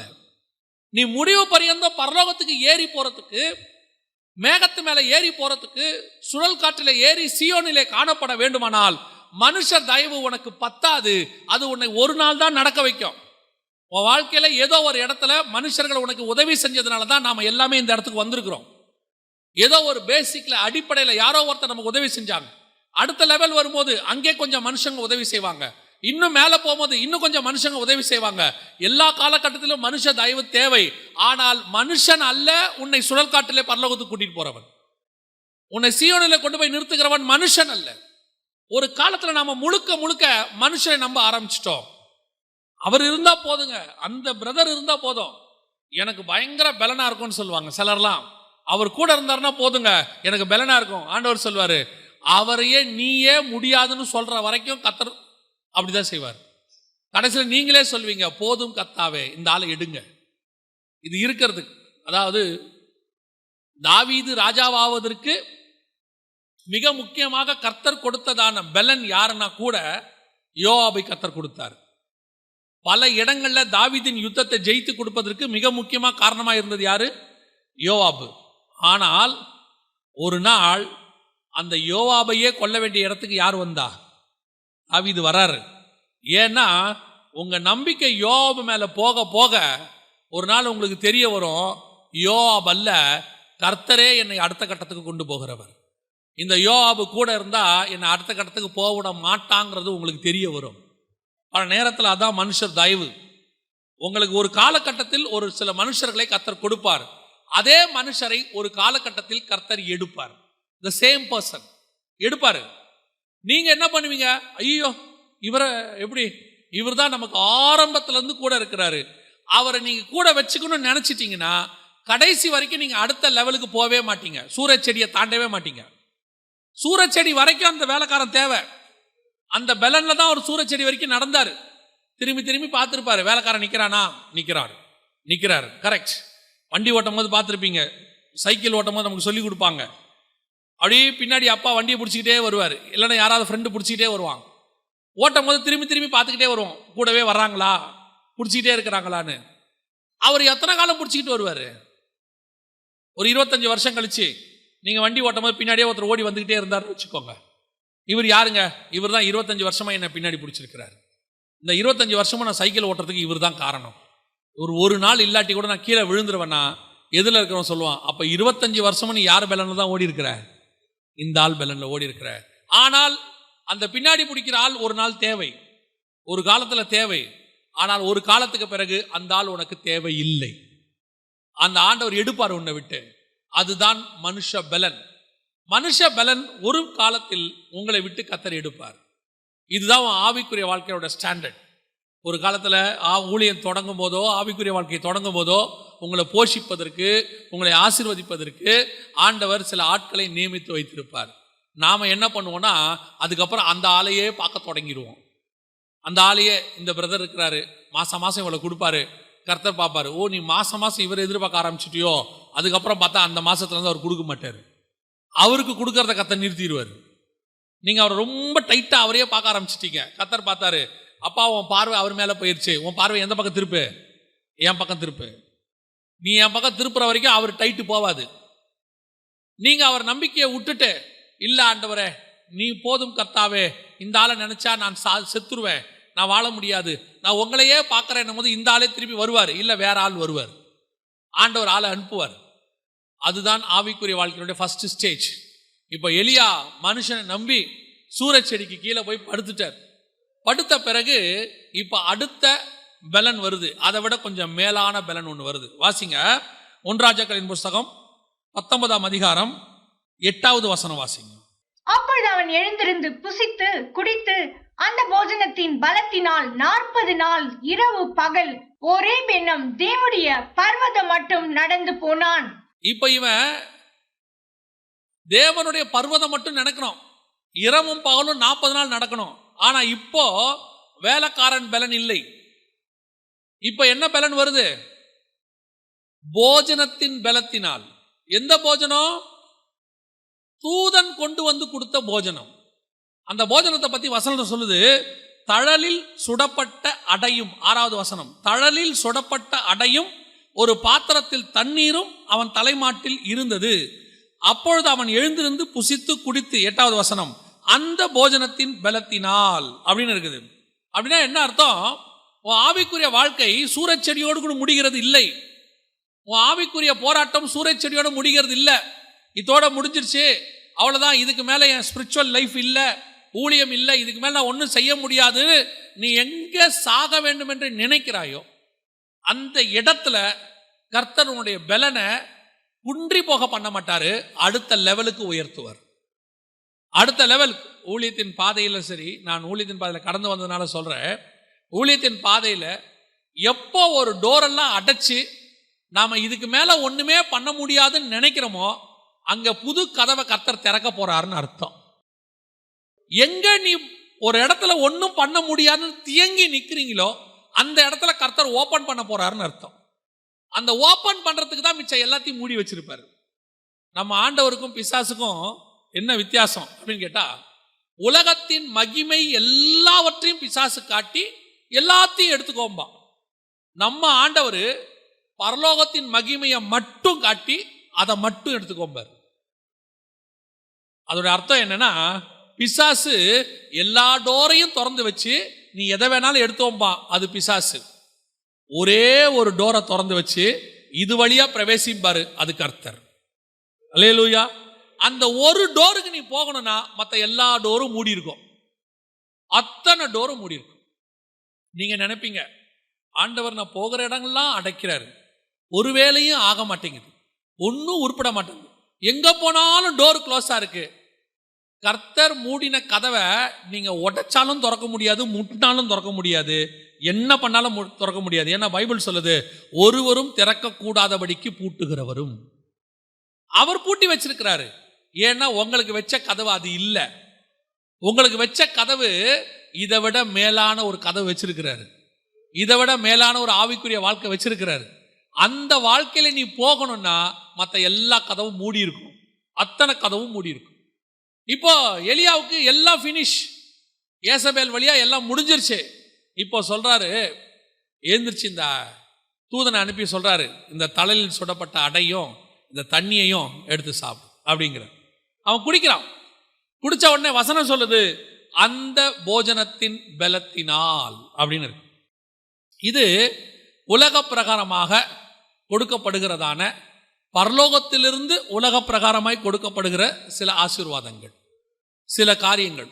இது தூதனை அனுப்பி கர்த்தர் கொடுப்பார். இன்னொரு வகையில் சொன்னோம்னா இது நியாயப்பிரமாணத்துக்கு ஈக்குவலானது. இந்த நியாயப்பிரமாணம் பூமியில வந்தபோது எதுக்காக பூமியில யாரை வச்சு கொடுத்தாருன்னு கேட்டீங்கன்னா, நியாயப்பிரமாணம் தூதர்கள், அதாவது இயேசு தூதனானவராக வெளிப்பட்டார் நியாயப்பிரமாணத்தில். அதனாலதான் மோசே கிட்ட போகும்போது பார்த்தீங்கன்னா, கர்த்தருடைய தூதனானவர் முற்செடியில் தோன்றினார்னு 3ஆம் அதிகாரத்தில் இருக்கும் யாத்ராகமத்தில். அந்த தூதன் வழியா வந்ததான போஜனம், தூதன் வழியா வந்ததான வசனம், தூதன் வழியா வந்ததான ஆசீர்வாதம், இது உங்களை நடத்தும். எது வரைக்கும் நடத்தும்? பூமியில தேவ பர்வதம் வரைக்கும் நடத்தும். அந்த பலத்துல ஓடுவீங்க. ஆனால் இந்த தேவ பர்வதம் வரைக்கும் இவன் ஓடின இந்த போஜனம் இருக்குது இல்லையா, இதுதான் இரவும் பகலும் 40 நாள் அவனை ஓட வச்சுச்சு. இயேசு கிறிஸ்து வருகிற வரைக்கும் இந்த உலக பிரகாரமான ஆசீர்வாதமான வாக்கு தத்தங்கள், இது எல்லாம் தான் நம்மளை ஓட வைக்குது. இப்பவும் சொல்றேன், நீங்க இயேசுவை ஏற்றுக்கொண்டு ஒரு ஆவிக்குரிய நிலைக்கு வர்ற வரைக்கும் உங்களை உலக பிரகாரமாக கொடுக்கப்படுகிற ஆசீர்வாதங்கள் தான் என்ன பண்ணுது? இயேசுக்குள்ள நிக்க வைக்குது. நான் சொல்றது உங்களுக்கு புரியுதா? நான் இன்னும் கொஞ்சம் தெளிவா சொல்றேன் பாருங்க. ஒரு வசனம் இருக்குது, வனாந்தரத்திலே நயங்காட்டி உன்னை அழைத்தேன். அப்படின்னா என்ன அர்த்தம்? நயங்காட்டி அழைத்தேன்னா என்ன? வனாந்தரத்துல அதோட அர்த்தம் என்னன்னா, உங்களை என்னையும் ஆண்டவருக்குள்ள வரும்போது ஆண்டவர் நமக்கு எப்படி கூப்பிட்டு வந்தாரு யோசிச்சு பாருங்க. உன் வியாதியை குணமாக்குனாரு, ஆக்குனாரா? ஆக்குனாரு. உன்னுடைய பிசாசின் கட்டுகள், டெலிவரன்ஸ், அதில் கூப்பிட்டு வந்தார். சில நேரங்களில் உங்களுடைய தரித்திரத்தை மாற்றினார், சில வாக்கு தத்தங்களை கொடுத்து ஆசீர்வதிச்சார், சில பிரச்சனைகள்லேருந்து விடுதலை ஆக்கினார். இது எல்லாம் இயேசு செய்தது தான், ஆண்டவர் தான் செஞ்சாரு. ஆனால் இது உன்னை பரலோகத்திற்கு, சீயோனுக்கு கொண்டு போறதுக்கு இல்லை. ஒரு குறிப்பிட்ட அளவு உன் ஆவிக்குரிய வாழ்க்கைக்கு, வளர்ச்சிக்கு இது தேவையா இருந்துச்சு. ஜனவரி மாதம் 1ஆம் தேதி ஒரு வாக்கு தத்தம் ஒரு காலகட்டத்தில் ஆண்டவர் நமக்கு கொடுத்தாரு. ஒரு காலத்தில் அதெல்லாம் நம்ம ஃபாலோ பண்ணோம், இல்லைன்னு சொல்லலை. அதே மாதிரி உலக பிரகாரமாக சொல்லப்படுகிற உனக்கு வீடு கொடுப்பாரு, காரு கொடுப்பாரு, இதெல்லாம் ஒரு காலத்தில் சொல்லப்பட்டது. நாமளும் அதை விசுவாசிச்சோம். அதுதான் ஒரு காலத்தில் ஆவிக்குரிய வாழ்க்கையில் நம்மளை நிறுத்திச்சு. நாமளும் குழந்தைகளை போல பாலுண்ணர்களாக இருந்தோம்னு சொல்றார் பவுல். இந்த மாதிரி உலக பிரகாரம் ஆசீர்வாதங்களை நம்பி நாம வந்தோம், ஆண்டவரும் கொடுத்தாரு, இல்லைன்னு சொல்ல. அந்த பலன்தான் உன்னை தேவ பர்வதம் வரைக்கும் ஓட வச்சுச்சு. எங்க? ஓரேப் வரைக்கும். ஒரு குறிப்பிட்ட காலம் வரைக்கும் ஆவிக்குரிய வாழ்க்கைய எது நிலைநிற்க பண்ணுச்சுன்னா, உலக பிரகாரமாய் சொல்லப்பட்ட ஆசீர்வாதங்கள், உலக பிரகாரமாய் சொல்லப்பட்ட மேன்மைகள், உலகத்துல கொடுக்கப்பட்டதான சில காரியங்கள் தான் உன்னை நிக்க வச்சுச்சு. நம்மளும் சில நேரத்துல, நான் ஆவிக்குரிய வாழ்க்கைக்கு வந்த போதெல்லாம் ஆண்டவருக்குள்ள ஸ்ட்ராங் ஆகிறதுக்கு எது ஜெபம் பண்ணுவேன் தெரியுமா? ஆண்டவரே, இந்த எக்ஸாம்ல நான் நல்ல மார்க் எடுக்கணும். இதான் நம்மளுடைய ப்ரையாரிட்டி ஜெபம். ஆண்டவரே, நீங்க மட்டும் எனக்கு நல்ல மார்க் எடுக்க கிருபை தந்தீங்கன்னா நான் இந்த வாரம் இவ்வளவு காணிக்க போடுவேன், இந்த வாரம் நான் உபவாசம் இருப்பேன். இப்படியெல்லாம் கர்த்தரும் அதை என்ன பண்ணாரு? கன பண்ணாரு. குழந்தைத்தனமா நம்ம ஜெபம் பண்றோம். அந்த ஜெபத்தை கர்த்தர் கனம் பண்ணாரு. எப்போ வரைக்கும்? ஒரு குறிப்பிட்ட காலம் வரைக்கும் அந்த பெலன்ல தான் நம்ம ஓடணும். தேவ பர்வதம் வரைக்கும் ஓடணும். ஆண்டவர் சொல்றாரு, நியாயப்பிரமாணத்தை தேவன் தான் கொடுத்தாரு. ஆனா அந்த பிரமாணம் எப்படிப்பட்டதான் தெரியுமா? வாசிங்க, எசேக்கியேல் புஸ்தகம் 20ஆம் அதிகாரம் 25வது வசனத்தை வாசிங்க. ஆகையால் நன்மைக்கு ஏதுவல்லாத கட்டளைகளையும் ஜீவனுக்கு ஏதுவல்லாத நியாயங்களையும் நான் அவர்களுக்கு கொடுத்தேன். நல்ல கவனி, ஆண்டவர் தான் கொடுத்தாரு. ஆனா அந்த கட்டளை எப்படி இருந்துச்சு? நன்மைக்கு ஏதுவல்லாத கட்டளைகளையும் ஜீவனுக்கு ஏதுவல்லாத நியமங்களையும். இதெல்லாம் என்ன அப்படின்னு கேட்டீங்கன்னா, நியாயப்பிரமாணம். நியாயப்பிரமாணம் உங்களை பூமியில ஒரு குறிப்பிட்ட காலம் வரைக்கும், இயேசு வர வரைக்கும் உங்களை தேவனை விட்டு தூர போகாம பார்த்துக்கும். நியாயப்பிரமாணம் என்னதான் ஃபாலோ பண்ணாலும் ஜீவன் இல்லை. அது உங்களை பாதாளத்துக்கு தான் கூட்டிட்டு போச்சு. அதான் நம்ம எபிரேயர் 11 வாசிச்சோம். பாதாளத்துக்கு தான் கூட்டிட்டு போகும், அதுல ஜீவன் கிடையாது. ஆனா ஏன் அதை ஆண்டவர் கொடுத்தாரு? ஆண்டவர் தான் கொடுத்தாரு. அது எதுக்காக கொடுத்தாரு? இயேசு வர வரைக்கும் அந்த 2000 வருஷம் ஜனங்களை பாதுகாப்பதற்கு கொடுக்கப்பட்ட பிரமாணம் தான் நியாயப்பிரமாணம். இயேசு, ஏன்னா நன்மைக்கு ஏதுவான பிரமாணமும் ஜீவனுக்கு ஏதுவான பிரமாணமும் இயேசுவின் மூலமாய் வரப்போகுது பின்னாடி. அது இன்னும் மேலானது. அதுதான் உங்களை சீயோனுக்கு கூட்டிட்டு போகும். அதை கூட்டிட்டு போகிற வரைக்கும், இயேசு வர வரைக்கும் எந்த பிரமாணம் உங்களை ஆண்டவருக்குள்ள நிறுத்துச்சு? ஆபிரகாம்ல இருந்து யோவான் ஸ்நானகன் வரைக்கும் அவங்க தேவனுக்கு ஏன் காத்திருந்தாங்கன்னா, இந்த பிரமாணத்தினால தான் காத்திருந்தாங்க. அதை ஆண்டவர் சொல்லி கொடுக்கிறார். ஆபிரகாமுக்கு என் கற்பனைகளையும் என் நியமங்களையும் சொல்லி கொடுத்தேங்கிறார். ஈசாக்கு கிட்ட சொல்றாரு, உன் தகப்பனுக்கு நான் சொல்லி கொடுத்தேன், அவன் கை கொண்டாங்கிறார். அதுக்கப்புறம் மோசேக்கு எழுதி கொடுக்கிறார், இஸ்ரவேல் ஜனங்களை ஃபாலோ பண்ண சொல்றாரு. தாவீதுக்கு அதை சொல்றாரு, சாலமோனுக்கு சொல்லி கொடுங்கிறார். இப்படி ஒவ்வொன்றாக இந்த பிரமாணங்கள் தான் இயேசு வர வரைக்கும் பூமியை பாதுகாத்தது. அதே மாதிரி தான் நீங்க சீயோனுக்கு போகிற ஆவிக்குரிய ஸ்டாண்டர்டை அடையிற வரைக்கும், உங்க ஆவிக்குரிய வாழ்க்கையில அடையிற வரைக்கும் சில உலக பிரகாரமான ஆசீர்வாதங்கள் தான் உங்களை கர்த்தருக்குள் நிக்க வச்சுச்சு. அந்த ஆசீர்வாதங்கள் தான் உங்களை ஆண்டவரை தேட வச்சுச்சு. ஆண்டவரே எனக்கு இது கொடுங்கப்பா, ஆண்டவரே எனக்கு அதை கொடுங்கப்பா அப்படின்னு நம்ம கேட்டுக்கிட்டே இருந்தோம். இந்த தேவை ஆண்டவர் கொடுத்து உங்களை அவருக்குள்ளே நிற்க பண்ணினார். சில நேரங்களில் கர்த்தர் அதை அனுமதி கொடுக்கிறார். இப்போ சில நேரத்தில் நாம கேட்போம், ஆண்டவரே எனக்கு ஒரு வீடு கொடுங்க, ஆண்டவரே எனக்கு ஒரு கார் கொடுங்க அப்படின்னு கேட்குறோம். கர்த்தர் கொடுக்கிறார், இல்லைன்னு சொல்லலை. என் நாமத்தினால எவைகளை கேட்டாலும் பெற்றுக்கொள்வீர்கள், கொடுக்கிறார். ஆனால் எதுக்காக கொடுக்கிறாருன்னா, நீ ஒன்றும் கேட்காம வெறும் பரலோகத்தையே கேட்கிற ஒரு ஆவிக்குரிய வாழ்க்கை ஸ்டாண்டர்ட் இருக்கு. அந்த ஸ்டாண்டர்ட் வர வரைக்கும், நீ முன்னேற வரைக்கும் உன்னை அவருக்குள்ள நிக்க வைக்கிறதுக்கு தான் இதெல்லாம் கொடுக்கிறாரு. இதெல்லாம் கொடுத்தா இவன் நிப்பான் கொஞ்ச நாளைக்கு. நான் சொல்றது புரியுதா? குழந்தைங்களுக்கு கூட பாருங்க, ஒரு 4 வயசுல 5 வயசுல அப்பா அந்த கார் வாங்கி கொடு. அந்த கார் கண்டிப்பா அவன் 2 நாள்ல உடைப்பான்னு நமக்கு நல்லா தெரியும். அம்மாவே சொல்லும், அதை வாங்காதீங்க, அவன் 2 நாள்ல உடைப்பான். சரி விடு, அவன் ஆசைப்படுறான், கேட்போம். இதுவே வளர்ந்த பிறகு, பா ஒரு டிஷர்ட் வாங்கணும், ஏய் இருடா காசு இல்லை, டிஷர்ட்டுங்கிற, கொஞ்சம் டைம் வரட்டும் உனக்கு வாங்கி கொடுக்குறேன். அப்போ அவனும் புரிஞ்சுக்கிறான், நம்மளும் உடனே வாங்கி கொடுக்கறது இல்லை. ஏன் குழந்தைக்கு வாங்கி கொடுக்குறோம்? அவன் வருத்தப்படக்கூடாது, துக்கப்படக்கூடாது, நம்ம மேல அவனுக்கு ஒரு தப்பான அபிப்பிராயம் வந்துடக்கூடாதுன்றதுனால உடனே செய்கிறோம். எதனாலனா, அவன் புரிஞ்சு கொள்ளுகிற காலம் வர வரைக்கும், அவன் புரிஞ்சுக்கிற காலம் வரைக்கும் அவன் கேட்கறதெல்லாம் வாங்கி கொடுத்து தக்க வைக்கிறோம். அதுக்கப்புறம் அவன் நம்மளை புரிஞ்சுக்கிட்டானா, அப்பா இப்போ வாங்கி கொடுக்கல, ஏன் கொடுக்கலனா அப்பா கிட்ட காசு இல்லை, அப்பா இப்போ வாங்கி கொடுக்கல, ஏன் கொடுக்கலனா இது நமக்கு தேவையில்லைன்னு அப்பாவுக்கு தெரியும். அப்பா வாங்கி கொடுத்தாருன்னா கண்டிப்பா அதுல பிரயோஜனம் இருக்கும், எனக்கு தேவைன்னா எங்க அப்பா கண்டிப்பா வாங்கி கொடுப்பாரு அப்படின்னு அப்பாவை அவன் புரிஞ்சுக்கிற காலம் வரைக்கும் என்ன பண்ணுவாங்க? இதெல்லாம் செய்வாங்க. அந்த ஸ்டாண்டர்ட் வந்த பிறகு நீ கேட்டதெல்லாம் கிடைக்காது, அவர் என்ன கொடுக்கிறாரோ அதான் உனக்கு கிடைக்கும். லேலூயா. இதுதான் ஆவிக்குரிய வாழ்க்கையில 2வது ஸ்டேஜ். தழலில் சுடப்பட்ட அடை. சாப்பிடு, நல்லா சாப்பிடு. எப்போ வரைக்கும்? பர்வதம் வரைக்கும் ஓடுப்பா, நல்ல பர்வதத்துல ஓடு. இப்போ எலியா அந்த தழலில் சுடப்பட்ட அடை, அதுதான் தூதன் கொண்டு வந்த சாப்பாடு. அது நியாயப்பிரமாணத்துக்கு ஈக்குவல். நியாயப்பிரமாணம் உலக ஆசீர்வாதம், தேசத்தை சுதந்திரித்துக் கொள்வாய், உன் பிள்ளைகளின் பிள்ளைகளின் வாழ்வை காண்பாய், உனக்கு நான் உன் வீட்டை கட்டுவேன், நான் உனக்கு பிள்ளையை கொடுப்பேன், நீ சத்துருக்களின் வாசல்களை சுதந்திரித்துக் கொள்வாய். இதெல்லாம் நியாயப்பிரமாணம், உலக பிரகாரமான ஆசீர்வாதம். இதை ஆண்டவர் கொடுக்கிறார், இல்லைன்னு சொல்லல. இப்பவும் கொடுக்கிறார், இப்பவும் நீ கேட்டீங்கன்னா தருவார். ஆனால் நீங்கள் 2வது ஸ்டேஜில் இருக்கீங்கன்னு அர்த்தம். நீங்க எதை நோக்கி ஓடிக்கிட்டு இருக்கிறீங்க? ஓரேபை நோக்கி ஓடிக்கிட்டு இருக்கிறீங்க. நீங்க பலவீனப்பட்டீங்க, கர்த்தர் இன்னும் கொஞ்சம் பலப்படுத்துறார். தடலில் சுடப்பட்ட அடை, இது எப்படி? வேலைக்காரனுடைய பலன் இல்லை, அது ஒரு நாள் பலன். இது 40 நாள் பலன். இது 40 நாள் பலன் கொடுக்கும். கண்டிப்பா நீ ஆண்டவருக்குள்ள ஸ்டாண்டர்ட் ஆகிற வரைக்கும் இதை ஆண்டவர் கொடுத்துக்கிட்டே இருப்பாரு. இதுதான் இன்னைக்கு நிறைய பேர் உங்களை இந்த லெவலுக்கு தான் நடத்துறான். ஆண்டவரை கேளுங்க, ஆண்டவரை கேளுங்க, கார் கேளுங்க, வீடு கேளுங்க, ஆண்டவர் அதை கேளுங்க, ஆண்டவர் தருவார். எஸ், நாங்க தரமாட்டான்னு சொல்லல. ஆனால் உன் ஆவிக்குரிய ஸ்டாண்டர்ட் என்னங்கிறதா கேள்வி. நீ ஆவிக்குரிய ஸ்டாண்டர்ட் என்ன? நீ பையன் ஸ்கூலுக்கு போகும்போது சாக்லேட் கேட்டான், கரெக்ட், வாங்கி கொடுத்தோம்.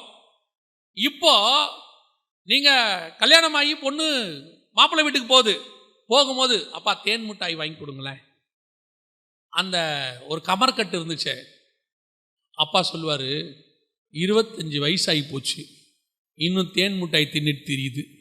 ஆனால் அதே பொண்ணு போகும்போது அப்பா எனக்கு வறட்சியான நிலங்களை கொடுத்தீர், எனக்கு நீர்ப்பாய்ச்சலான தோட்டம் வேணும்னு கேட்டா என் பொண்ணு எவ்வளோ ஞானமாக கேட்குறா பாருன்னு சொல்லுவான்.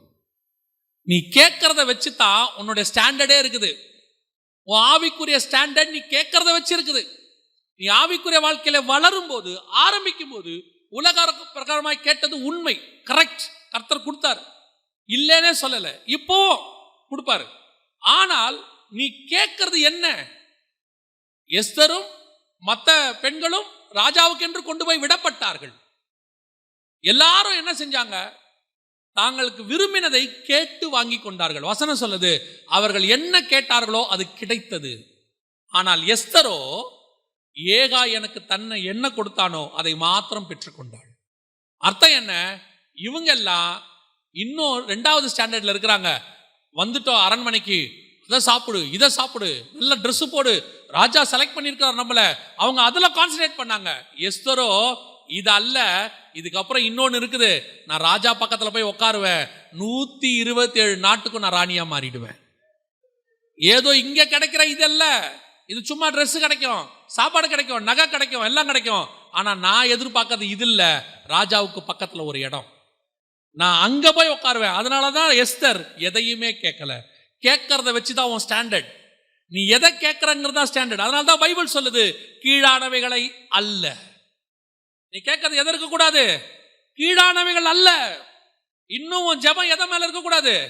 இதை கொடுங்க ஆண்டவரே, இதை கொடுங்க ஆண்டவரே, இன்னும் எனக்கு ஒரு வீடு கொடுத்தா நல்லா இருக்கும் ஆண்டவரே. ஆண்டவர் பாப்பாரு, இன்னும் நீ இதையே கேட்டுக்கிட்டு இருக்கிறிய. இதெல்லாம் உனக்கு தேவைன்னா உன் பரமபிதா முன்பே அறிந்திருக்கிற. அதெல்லாம் பரலோகம் கொடுக்க மாட்டேன்னே சொல்லல. பரலோகத்துக்கு தெரியும் எப்ப எதை கொடுக்கணும்னு. பரலோகம் எதுக்கு வெயிட் பண்ணு தெரியுமா? நீ எதை கேட்கறன்னு வெயிட் பண்ணு. எதுவுமே இல்லை, ஆனாலும் நீ அதை கேட்கல, நீ என்ன கேட்டுக்கிட்டு இருக்கிற. அதுதான் கர்த்தர் எதிர்பார்க்கிறார். இப்போ தேவ பர்வதம் வரைக்கும் வந்துட்டாரு. யார் வந்துட்டா? எலியா வந்துட்டாரு. இப்ப கர்த்தர் என்ன கேட்கிறார் பாருங்க, வாசிங்க 9வது வசனம் வாசிங்க, 19:9 வாசி. அங்கே அவன் ஒரு கெபிக்குள் போய் தங்கினான். இதோ கர்த்தருடைய வார்த்தை அவனுக்கு உண்டாகி, அவர், எலியாவே, இங்கே உனக்கு என்ன காரியம் என்றார். இவர் தானே சாப்பாடு போட்டு அனுப்புனாரு. இவர் தானே சாப்பாடு போட்டு அனுப்புனாரு. தலையில் சுடப்பட்ட அடை இவர் தானே கொடுத்தாரு. தூதனை அனுப்பி இவர் தானே கொடுத்தாரு. அந்த பலத்துல தானே இவன் கெபிக்கு வந்தான். கெபிக்கு வந்த எலியாவை பார்த்து கேட்கிறாரு, உனக்கு இங்கென்ன வேலை? அவர் கேட்கிறாரு, உனக்கு இங்கென்ன காரியம்? அவன் வந்தது இன்னும் சீனாய் மலை அதெல்லாம் இல்லை. அவன் வந்தது என்னமோ ஏதோ பாபிலோன் கிடையாது. அவன் எங்க தெரியுமா வந்திருக்கிறான்? தேவ பர்வதம். அங்க வசனம் என்ன சொல்லுது பாருங்க, 8வது வசனத்துல, 40 நாள் இரவும் பகலும் ஓரேப் என்னும் தேவனுடைய பர்வதம் மட்டும் நடந்து போனான். அவன் வந்தது ஒன்றும் நார்மல் பிளேஸ் கிடையாது. என்ன இடம்? தேவனுடைய பர்வதம். வந்துட்டான். பூமியில தேவனுடைய பர்வதம் எங்க இருக்குதோ அங்க வரைக்கும் நடந்துட்டான். அதுக்கு எது தேவை தெரியுமா? கர்த்தர் கொடுக்கிற தழலில் சுடப்பட்ட அடை கண்டிப்பாக தேவை. அந்த பலத்துல தான் வர முடியும். பல நேரங்களிலே உலக ஆசீர்வாதம் தேவை. இங்க யாரும் இல்லைன்னே சொல்லல. நீ வாழ்வதற்கு சாப்பாடு தேவை, போடுவதற்கு உடை தேவை, போவதற்கு வாகனம் தேவை, தங்குவதற்கு சொந்தமோ வாடகையோ ஒரு வீடு தேவை, சில மனுஷர்கள் உனக்கு தேவை, உனக்கு ஒரு வேலை தேவை, சம்பளம் தேவை, நல்ல ஆரோக்கியம் தேவை. உலகத்துல ஆண்டவர் நிறைய தேவைகளை வச்சிருக்கிறாரு. ஆண்டவர் இல்லைன்னு சொல்ல, ஆண்டவர் தரார். அது எது வரைக்கும் வரும்? பூமியில ஒரு குறிப்பிட்ட காலகட்டம் வரைக்கும், தேவ பர்வதம் வரைக்கும் வரும். ஆனா இப்ப கர்த்தர் கேட்கிறாரு, தேவ பர்வதத்துக்கு வந்துட்ட, ஆனா இப்ப நீ எங்க போக வேண்டியிருக்கு தெரியுமா? சுழல் காட்டுல ஏறி எங்க போனோம்? பரலோகத்துக்கு, சீயோனுக்கு போனோம். பரலோகத்துக்கு மேல ஏறி போனோம். அப்படி போகணும்னா வேலைக்காரன் பலன் சூறை செடி வரைக்கும் கொண்டு வரும். சூறை செடியிலிருந்து தேவ பர்வதம் ஓரேபு வரைக்கும் தூதனுடைய பலன் கொண்டு வரும். அந்த தழலில் சுடப்பட்ட அடை பலன் கொண்டு வரும். அது உன்னை ஒரு அளவுக்கு கொண்டு வந்து நிறுத்திடும். இந்த உலக ஆசீர்வாதம், இந்த உலகத்தில் கிடைக்கக்கூடிய சந்தோஷம், இந்த உலகத்தில் கிடைக்கக்கூடிய சமாதானம், கர்த்தரால் ஏற்படுத்தக்கூடியதான சில ஆசீர்வாதங்கள் உண்டு. ஊழியத்தின் பாதையில் நீங்க போய் செய்யும் போது ஊழியத்தில் ஒரு ரிசல்ட் வரும். அது ஒரு வகையான சந்தோஷம். அடுத்து ஊழியம் செய்யறதுக்கு அது பிரயோஜனமாக இருக்கும். இதெல்லாம் உன்னை அடுத்தடுத்த லெவலுக்கு கொண்டு போறதுக்கு கர்த்தர் வச்சிருக்கிறது. ஆனா இது ஒரு தேவ பர்வதம் வரைக்கும் தான் வரும். இங்கிருந்து நீ மேல போகணும், சுழல் காற்றுல ஏறி பரலோகத்துக்கு போகணும்னா அது பத்தாது. அது தேவ பர்வதம் வரைக்கும் தான் வரும். இங்கிருந்து நீ சுழல் காற்றுல வரணும்னா என்ன செய்யணும்? ஆண்டவர் சொல்றாரு, வாசிங்க. அதே 19ஆம் அதிகாரம் 13-14 வாசிங்க. அதை எலியா கேட்டபோது தன் சால்வையினால் தன் முகத்தை மூடிக்கொண்டு வெளியே வந்து கெபியின் வாசலில் நின்றான். அப்பொழுது, இதோ எலியாவே, இங்கே உனக்கு என்ன காரியம் என்கிற சத்தம் அவனுக்கு உண்டாயிற்று. போதும். இப்ப திருப்பி அதே காரியம் தான் ஆண்டவர் கேட்கிறார். உனக்கு ஏன்பா இங்க வந்து நிக்கிற? இங்க வந்து நிக்கிறதுக்கு என்ன காரணம்? அவன் திருப்பி காரணம் எல்லாம் சொல்றான். இந்த மாதிரி பிரச்சனை ஆண்டவரே, என்னை கொல்ல பார்த்தாங்க. இப்ப கர்த்தர் சொல்றாரு, 15வது வசனம் வாசிங்க, 15-16 வாசிங்க. அப்பொழுது கர்த்தர் அவனை பார்த்து, நீ தமஸ்குவின் வழியாய் வனாந்தரத்திற்கு திரும்பி போய் ஆசகேலை சிரியாவின் மேல் ராஜாவாக அபிஷேகம் பண்ணு. பின்பு நிம்சியின் குமாரனாக யெகூவை இஸ்ரவேல் மேல் ராஜாவாக அபிஷேகம் பண்ணு. ஆபேல் மெகலா ஊரானாக சாபாத்தின் குமாரனாக எலிசாவை உன் ஸ்தானத்திலே தீர்க்கதரிசியாய் அபிஷேகம் பண்ணு. ஆண்டவரே, நான் ஜீவன் தப்ப இங்க வந்து நிக்கிறேன், ஓரேபுக்கு வந்துட்டேன். அதுக்கு காரணம் நீங்க தான். என்ன நீங்க தான் காப்பாத்துனீங்க. பூமியில எல்லாம் கொண்டாந்து ஒரு நல்ல சேஃபான இடத்துல வச்சிருக்கிறீங்க. நல்ல சுத்தி பாதுகாப்பு இருக்கு, நல்ல பலன் இருக்கு. போதும் ஆண்டவரே, நான் இங்கேயே என் வாழ்க்கையை ஓட்டிடலான்னு நீ நினைக்கும் போது கர்த்தர் சொல்றாரு, உனக்கு இங்க என்ன வேலை? இல்ல ஆண்டவரே, ஊழியத்தில் ஒரு 25 வருஷம் ஓடினேன், ஒரு வீடு கட்டிட்டேன், ஒரு சர்ச்சு நல்லா கட்டியாச்சு, ஒரு ஆவிக்குரிய வாழ்க்கையில ஊழியத்தில் ஒரு ஸ்டாண்டர்ட் வந்துருச்சு, எனக்குன்னு சில ஆஃபரிங் தசமபாகம் காணிக்க அல்லது எனக்குன்னு சிலது ஸ்டாண்டர்ட் ஆயிருச்சு, நான் இந்த கெபிக்குள்ளேயே தங்கிடுறேன். போதும் கர்த்தாவே. ஆண்டவர் சொல்றாரு, இந்த பலன் உனக்கு இந்த இடத்தோட முடிஞ்சிடும். நீ இந்த இடத்திலிருந்து சீயோனுக்கு போகணும்னா நீ இன்னும் கொஞ்சம் வேலை செய்ய வேண்டியிருக்கு. நீ இன்னும் கொஞ்சம் வேலை செய்யணும். ஏன்? நீ பூமியில செட்டில் ஆகணும்ன்ற நினைப்பு வந்துச்சு, நீ கெபியோட உன் கதை முடிஞ்சிருச்சு. செட்டில் ஆகணுங்கிற எண்ணம் வரவே கூடாது. இன்னும் அடுத்த ரவுண்டு ஸ்டார்ட் பண்ணு. அடுத்து உன்னை பயன்படுத்த போறேன், அடுத்து உன்னை எடுத்து பயன்படுத்த போறேன். நீ கெபிக்குள்ள இருந்து ஓட்டத்தை முடிக்க நினைக்கிற, நான் உன்னை எடுத்து உலகத்துக்கே பயன்படுத்த போறேன். நீ எடுத்து வெறும் ஒரு இடத்துல ஓவர் போதும் இதோட நிறுத்திக்கிறேன் நீ சொல்றதுக்கு நீ யார்? உன்னை அழைத்து தழலில் சுடப்பட்ட அடை கொடுத்து ஆசீர்வாதத்தை கொடுத்து உன்னை அழைத்து கொண்டு வந்த தேவன் நான். நான் சொல்லுகிறேன், நான் சொல்ற வரைக்கும் நீ ஓடிக்கிட்டு தான் நிக்கணும். அப்படி நீ உட்கார்ந்த, உனக்கு பதிலாக கர்த்தர் வேற யாரையாவது ஓட வைப்பார். இன்னைக்கு நிறைய பேர் அப்படிதான் உட்கார்ந்துட்டாங்க. 50 வயசு ஆயிடுச்சு, 60 வயசு ஆயிடுச்சு, போதும் கர்த்தாவே நான் உட்கார்ந்துக்கிறேன். ஆண்டவர் சொல்றாரு, இல்ல ஏஞ்சி நட. இல்ல ஆண்டவரே, என்னால முடியாது. அப்படியா, சரி உட்கார், வேற ஆளை பார்த்துக்கிறேன். இப்ப ஆண்டவர் சொல்றாரு எலியாவை பார்த்து, போ எலியா, திருப்பி எங்க போ? திரும்பி வனாந்தரத்துக்கு போ. ஏன்? அடுத்த ரவுண்டு ஸ்டார்ட் பண்ணு. சாட்டிஸ்ஃபை ஆகாத, திருப்தி அடையாத, உன் ஆவிக்குரிய வாழ்க்கையில திருப்தி வரவே கூடாது. பைபிள 100 தடவை படிச்சுட்டேன், 200 தடவை படிச்சுட்டேன், அதுல ஒரு பெருமை திருப்தி இல்ல. 25 வருஷம் ஊழியம் பண்ணிட்டேன், 50 வருஷம் ஊழியம் பண்ணிட்டேன், திருப்தி இல்ல. கர்த்தர் சொல்றாரு, இன்னும் ஒரு ரவுண்ட் இருக்கு உனக்கு, இன்னும் அடுத்த லெவலுக்கு நீ போகணும், இன்னும் உன்னை கொண்டு நான் வேற பல காரியங்கள் செய்ய வேண்டி இருக்குது, அடுத்த லெவலுக்கு போ. இப்ப நான் என்ன செய்யணும் ஆண்டவரே? இது வரைக்கும் வேலைக்காரன் பலத்துல ஓடினேன், இப்போ தூதன் கொடுத்த தலையில் சுடப்பட்ட அடை ஆசீர்வாதத்தில் ஓடினேன், உலக ஆசீர்வாதத்தில் ஓடினேன். இப்போ நான் என்ன செய்யணும் ஆண்டவரே? இப்போ நீ தமஸ்குவின் வனாந்தரத்துக்கு போ. அவர் இருந்த பெயர் சபா வனாந்தரத்துலேருந்து ஓரேப் வரைக்கும், நான் சொல்றது ஒரு உதாரணத்துக்கு வச்சுக்கோங்க, ஒரு எக்ஸாம்பிளுக்கு உங்களுக்கு புரியறதுக்காக சொல்கிறேன். 400 கிலோமீட்டர்னு வச்சுக்கோங்க, சரியா? அவர் நடந்தது 400 கிலோமீட்டர், இரவும் பகலும் 40 நாள் நடந்து வந்துட்டார். இப்போ எலியாவை பார்த்து கர்த்தர் சொல்றாரு, தமஸ்குவின் வனாந்தரத்துக்கு போன்றார். அங்க வசனம் என்ன சொல்லுது பாருங்க. அப்பொழுது கர்த்தர் அவனை பார்த்து, நீ தமஸ்குவின் வழியாய் வனாந்தரத்துக்கு போ. இவர் எங்க இருந்தாரு? இஸ்ரவேல் பெயர் சபாவில் இருந்தார். எங்க வந்தாரு? கீழே எகிப்துக்கு வந்துட்டாரு. இப்ப கர்த்தர் சொல்றாரு, மேல இருக்கிற சிரியா தமஸ்கு, அங்க போ, அங்க ஒரு வனாந்தரம் இருக்குது, அங்க போ.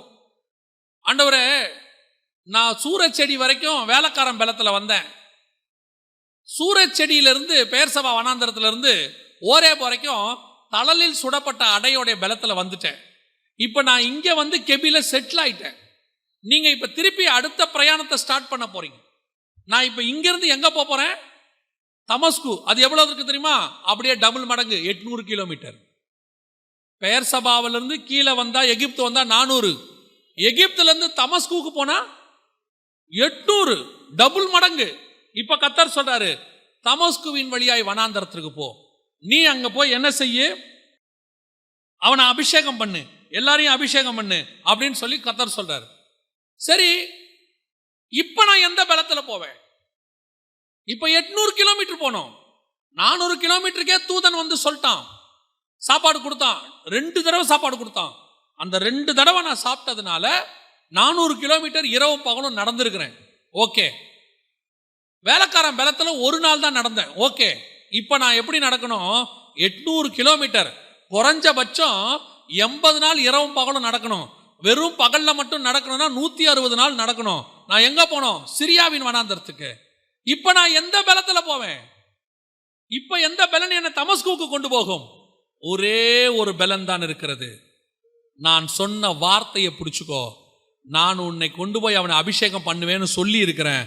அந்த அபிஷேகத்தை நீ எலியாவையும் யெகூவையும் ஆசகேலையும் பண்ணுகிற வரைக்கும் நீ சாகிறதில்லை, தைரியமா போ. தழலில் சுடப்பட்ட அடை உலக ஆசீர்வாதம் உன்னை 40 நாள் நடத்தும். கர்த்தருடைய வார்த்தை சீயோன் மட்டும் நடத்தும். அதுதான் பலத்தின் மேல் பலனடைந்து சீயோனிலே காணப்படுவார்கள். யார் காணப்படுவான்? கர்த்தருடைய பலத்துல நடக்கிறவன் தான் காணப்படுவான். இன்னைக்கு எந்த பலன்ல ஓடிட்டு இருக்கிறோம்? மனுஷ பலன்ல ஓடுற ஒரு குரூப் இருக்கு, அது ஒரு இடத்துல சோர்ந்து போய் படுத்துறோம். உலக ஆசீர்வாதத்துல ஓடுற ஒரு குரூப் இருக்கு, இல்லைன்னு சொல்ல, கர்த்தர் கொடுக்கிறாரு. ஆனா அது 40 நாள்ல ஒரு கெபியில போய் செட்டில் ஆயிடும். உன் ஆசீர்வாதம் ஒரு நாள் முடிவுக்கு வரும். உங்கள் ஆசீர்வாதம் ஒரு நாள் பூமியிலே இல்லாமல் போகும். உங்களோடு கூட உங்கள் ஆசீர்வாதமும் முடிந்து போகும். நீங்க நினைச்சிட்டு இருக்கிறீங்க, எனக்கு அப்புறமும் இந்த ஆசீர்வாதம் இந்த பூமியில நிலைச்சு நிக்காது. இன்று உன்னுடையதா இருக்கிறது, நாளைக்கு உன் பிள்ளைகள் வேற யாருக்காவது போகும். நீ மறக்கப்பட்டு போவாய். உன் ஆசீர்வாதம் மறக்கப்பட்டு போகும். உலகத்துல நீ எவ்வளவு வச்சுட்டு போனாலும் ஒரு நாள் அது இல்லாமல் போகும். எது தெரியுமா கடைசி வரைக்கும் நிற்கும்? உன் ஆத்மா பரலோகத்துக்கு போகும். அந்த ஆத்மா தான் கடைசி வரைக்கும் பரலோகத்தில் நிற்கும். பூமியில் இருக்கிற எல்லாம் அழிஞ்சு போயிடும். எப்படிங்க சொல்றீங்க? வசனம் சொல்லுது, காண்கிறவைகள் அநித்தியமானவைகள், காணாதவைகளோ நித்தியமானவைகள். அதுதான் ஆண்டவர் சொன்னாரு, கீழானவைகள் அல்ல. இப்ப எதை தேடுங்க? மேலானவைகளே தேடுங்க. எந்த மேலானவைகளை தேடுங்க? பிதாவின் வலது பாரசத்தில் உள்ள மேலானவைகளையே தேடுங்கள். அதுதான் சீயோன் பர்வதம். ஏன்னா பிதா அங்கதான் இருக்கிறார். இப்ப நம்ம அந்த சீயோனுக்கு போகணும். அதுக்கு ஒரே ஒரு பலன் தான் இருக்கு. கர்த்தர் உன்னை நம்முடைய வார்த்தையிலே பலப்படுத்தி இருக்கிறார். எலியாவை பார்த்து சொல்றார், எலியா, நீ ராஜாக்களையும் ஆசாரியனையும் அபிஷேகம் பண்ண வேண்டி இருக்கிறது. ஆசகேலையும் யெகூவையும் ராஜாவாகவும் எலிசாவை ஆசாரியனாகவும், ராஜாக்களும் ஆசாரியரும் அபிஷேகம் பண்ணணும். அப்படின்னா என்ன அர்த்தம்? புதிய ஏற்பாட்டு பிரமாணம், மெல்கிசேதேக்கின் முறைமை. அது அந்த முறைமை உன்னை எங்க கொண்டு போய் சேர்க்கும்? சீயோனிலே கொண்டு போய் சேர்க்கும். நியாய பிரமாணம் பூமியில ஒரு மேன்மையான இடத்துல கொண்டு போய் நிறுத்தும். ஆனா கிருபையின் பிரமாணம் மட்டும்தான் உன்னை பரலோகத்தில் கொண்டு போய் நிறுத்தும். அவர்கள் பலத்தின் மேல் பலனடைந்து சீயோனுக்கு போவாங்கன்னா யார் போவா? ராஜாக்களையும் ஆசாரரையும் அபிஷேகம் பண்றவன் போவான். வெளிப்படுத்தல் 1:6 என்ன சொல்லுது? நம்முடைய பிதாவாகிய தேவனுக்கு முன்பாக நம்மை ராஜாக்களும் ஆசாரியருமாய் அபிஷேகம் பண்ணு அழைத்திருக்கிறார்னு வசனம் சொல்லுது. அப்ப நீங்களும் நானும் எந்த வசனத்துல பர்வதம் வரைக்கும் போவோம் தெரியுமா? சீயோன் வரைக்கும் போவோம் தெரியுமா? உங்க பூமியில இருக்கிற எதுவும் உன்னை பரலோகத்திற்கு கொண்டு போய் சேர்க்காது. அது ஒரு லெவல்ல நமக்கு தேவை. இப்ப பேசுறோம், மைக் தேவை, இது ஒரு உலக ஆசீர்வாதம். ஆனா இந்த மைக் என்னை பரலோகத்துக்கு கூட்டிட்டு போகாது. நான் நின்று பேசிட்டு இருக்கும்போது ஒரு ஃபேன் ஓடுது, ஒரு ஸ்பீக்கர் இருக்கு, நீங்க கேட்குறீங்க, ஒரு லைட் இருக்கு, இதெல்லாம் தேவை. ஆனா இது உன்னை பரலோகத்துக்கு கொண்டு போகாது. எது கொண்டு போகும் தெரியுமா? இந்த மைக் வழியாக வருகிற கர்த்தருடைய வார்த்தை உன்னை கொண்டு போகும். அதுதான் உன்னை பரலோகத்தில் கொண்டு போய் சேர்க்கும். ஆண்டவர் சொல்றார் எலியாவை பார்த்து, நீ திரும்பி தமஸ்குவுக்கு போ. எலியா எங்க போனோம்? வனாந்தரத்துக்கே போ. ஆண்டவரே டபுள் மடங்கு. எஸ். அப்ப எந்த பலத்துல நான் போவேன் ஆண்டவரே? வேலைக்காரன் பலம் 1 நாள், தழலில் சுடப்பட்ட அடை 40 நாள். ஆனால் நீ தமஸ்குவின் வனாந்தரம் மட்டுமல்ல, அங்கிருந்து நீ நேரா எங்க போவ? கில்காலுக்கு போவ. கில்கால்ல இருந்து நீ எங்க போவ? எரிகோக்கு போவ. அங்க பெத்தேலுக்கு போவ. பெத்தேலை தாண்டி நீ யோர்தானை தாண்டி போவ. அங்கிருந்து தான் நீ சுழல் காற்றில் ஏறி சீயோனுக்கு போவ. அது வரைக்கும் உன்னை எது கொண்டு போகும் தெரியுமா? தழலில் சுடப்பட்ட அடையோ மனுஷ பலமோ அல்ல, கர்த்தருடைய வார்த்தை. நான் சொல்லி இருக்கிற நீ போ, உன்னை கொண்டு போய் கர்த்தர் பரலோகத்தில் சேர்ப்பார். அல்லேலூயா. கர்த்தர் உங்களுக்கு கொடுக்கிற வார்த்தையை புடிச்சுக்கொள்ளுங்க. இதுதான் உன்னை கொண்டு போய் பரலோகத்திலே சேர்க்கும். நீ நம்புற யாரும் சேர்க்க மாட்டாங்க, நீ நம்புற எதுவும் சேர்க்காது. இதெல்லாம் ஒரு குறிப்பிட்ட காலத்துல காணாமல் போயிடும். எவ்வளவு சொன்னாலும் திருச்சபை இது மேல நம்பிக்கை, இது மேலேயே பற்று. அப்படியே நான் ஒரு 100 சவரன் வச்சிருக்கிறேன். ஆண்டவரே, என் மகளை கல்யாணம் பண்ணி கொடுக்கும்போது நான் ஒரு 200 சவரனாவது போடணும்ப்பா. ஏன்? நானே 100ஓட வந்தேன், அது போகும்போது 200ஓட போகணும். உங்க மகன் என்ன ஜெபம் பண்ணும்? எங்க அம்மா எனக்கு 200 போட்டாங்க, நான் என் மகளுக்கு 300 போடணும்.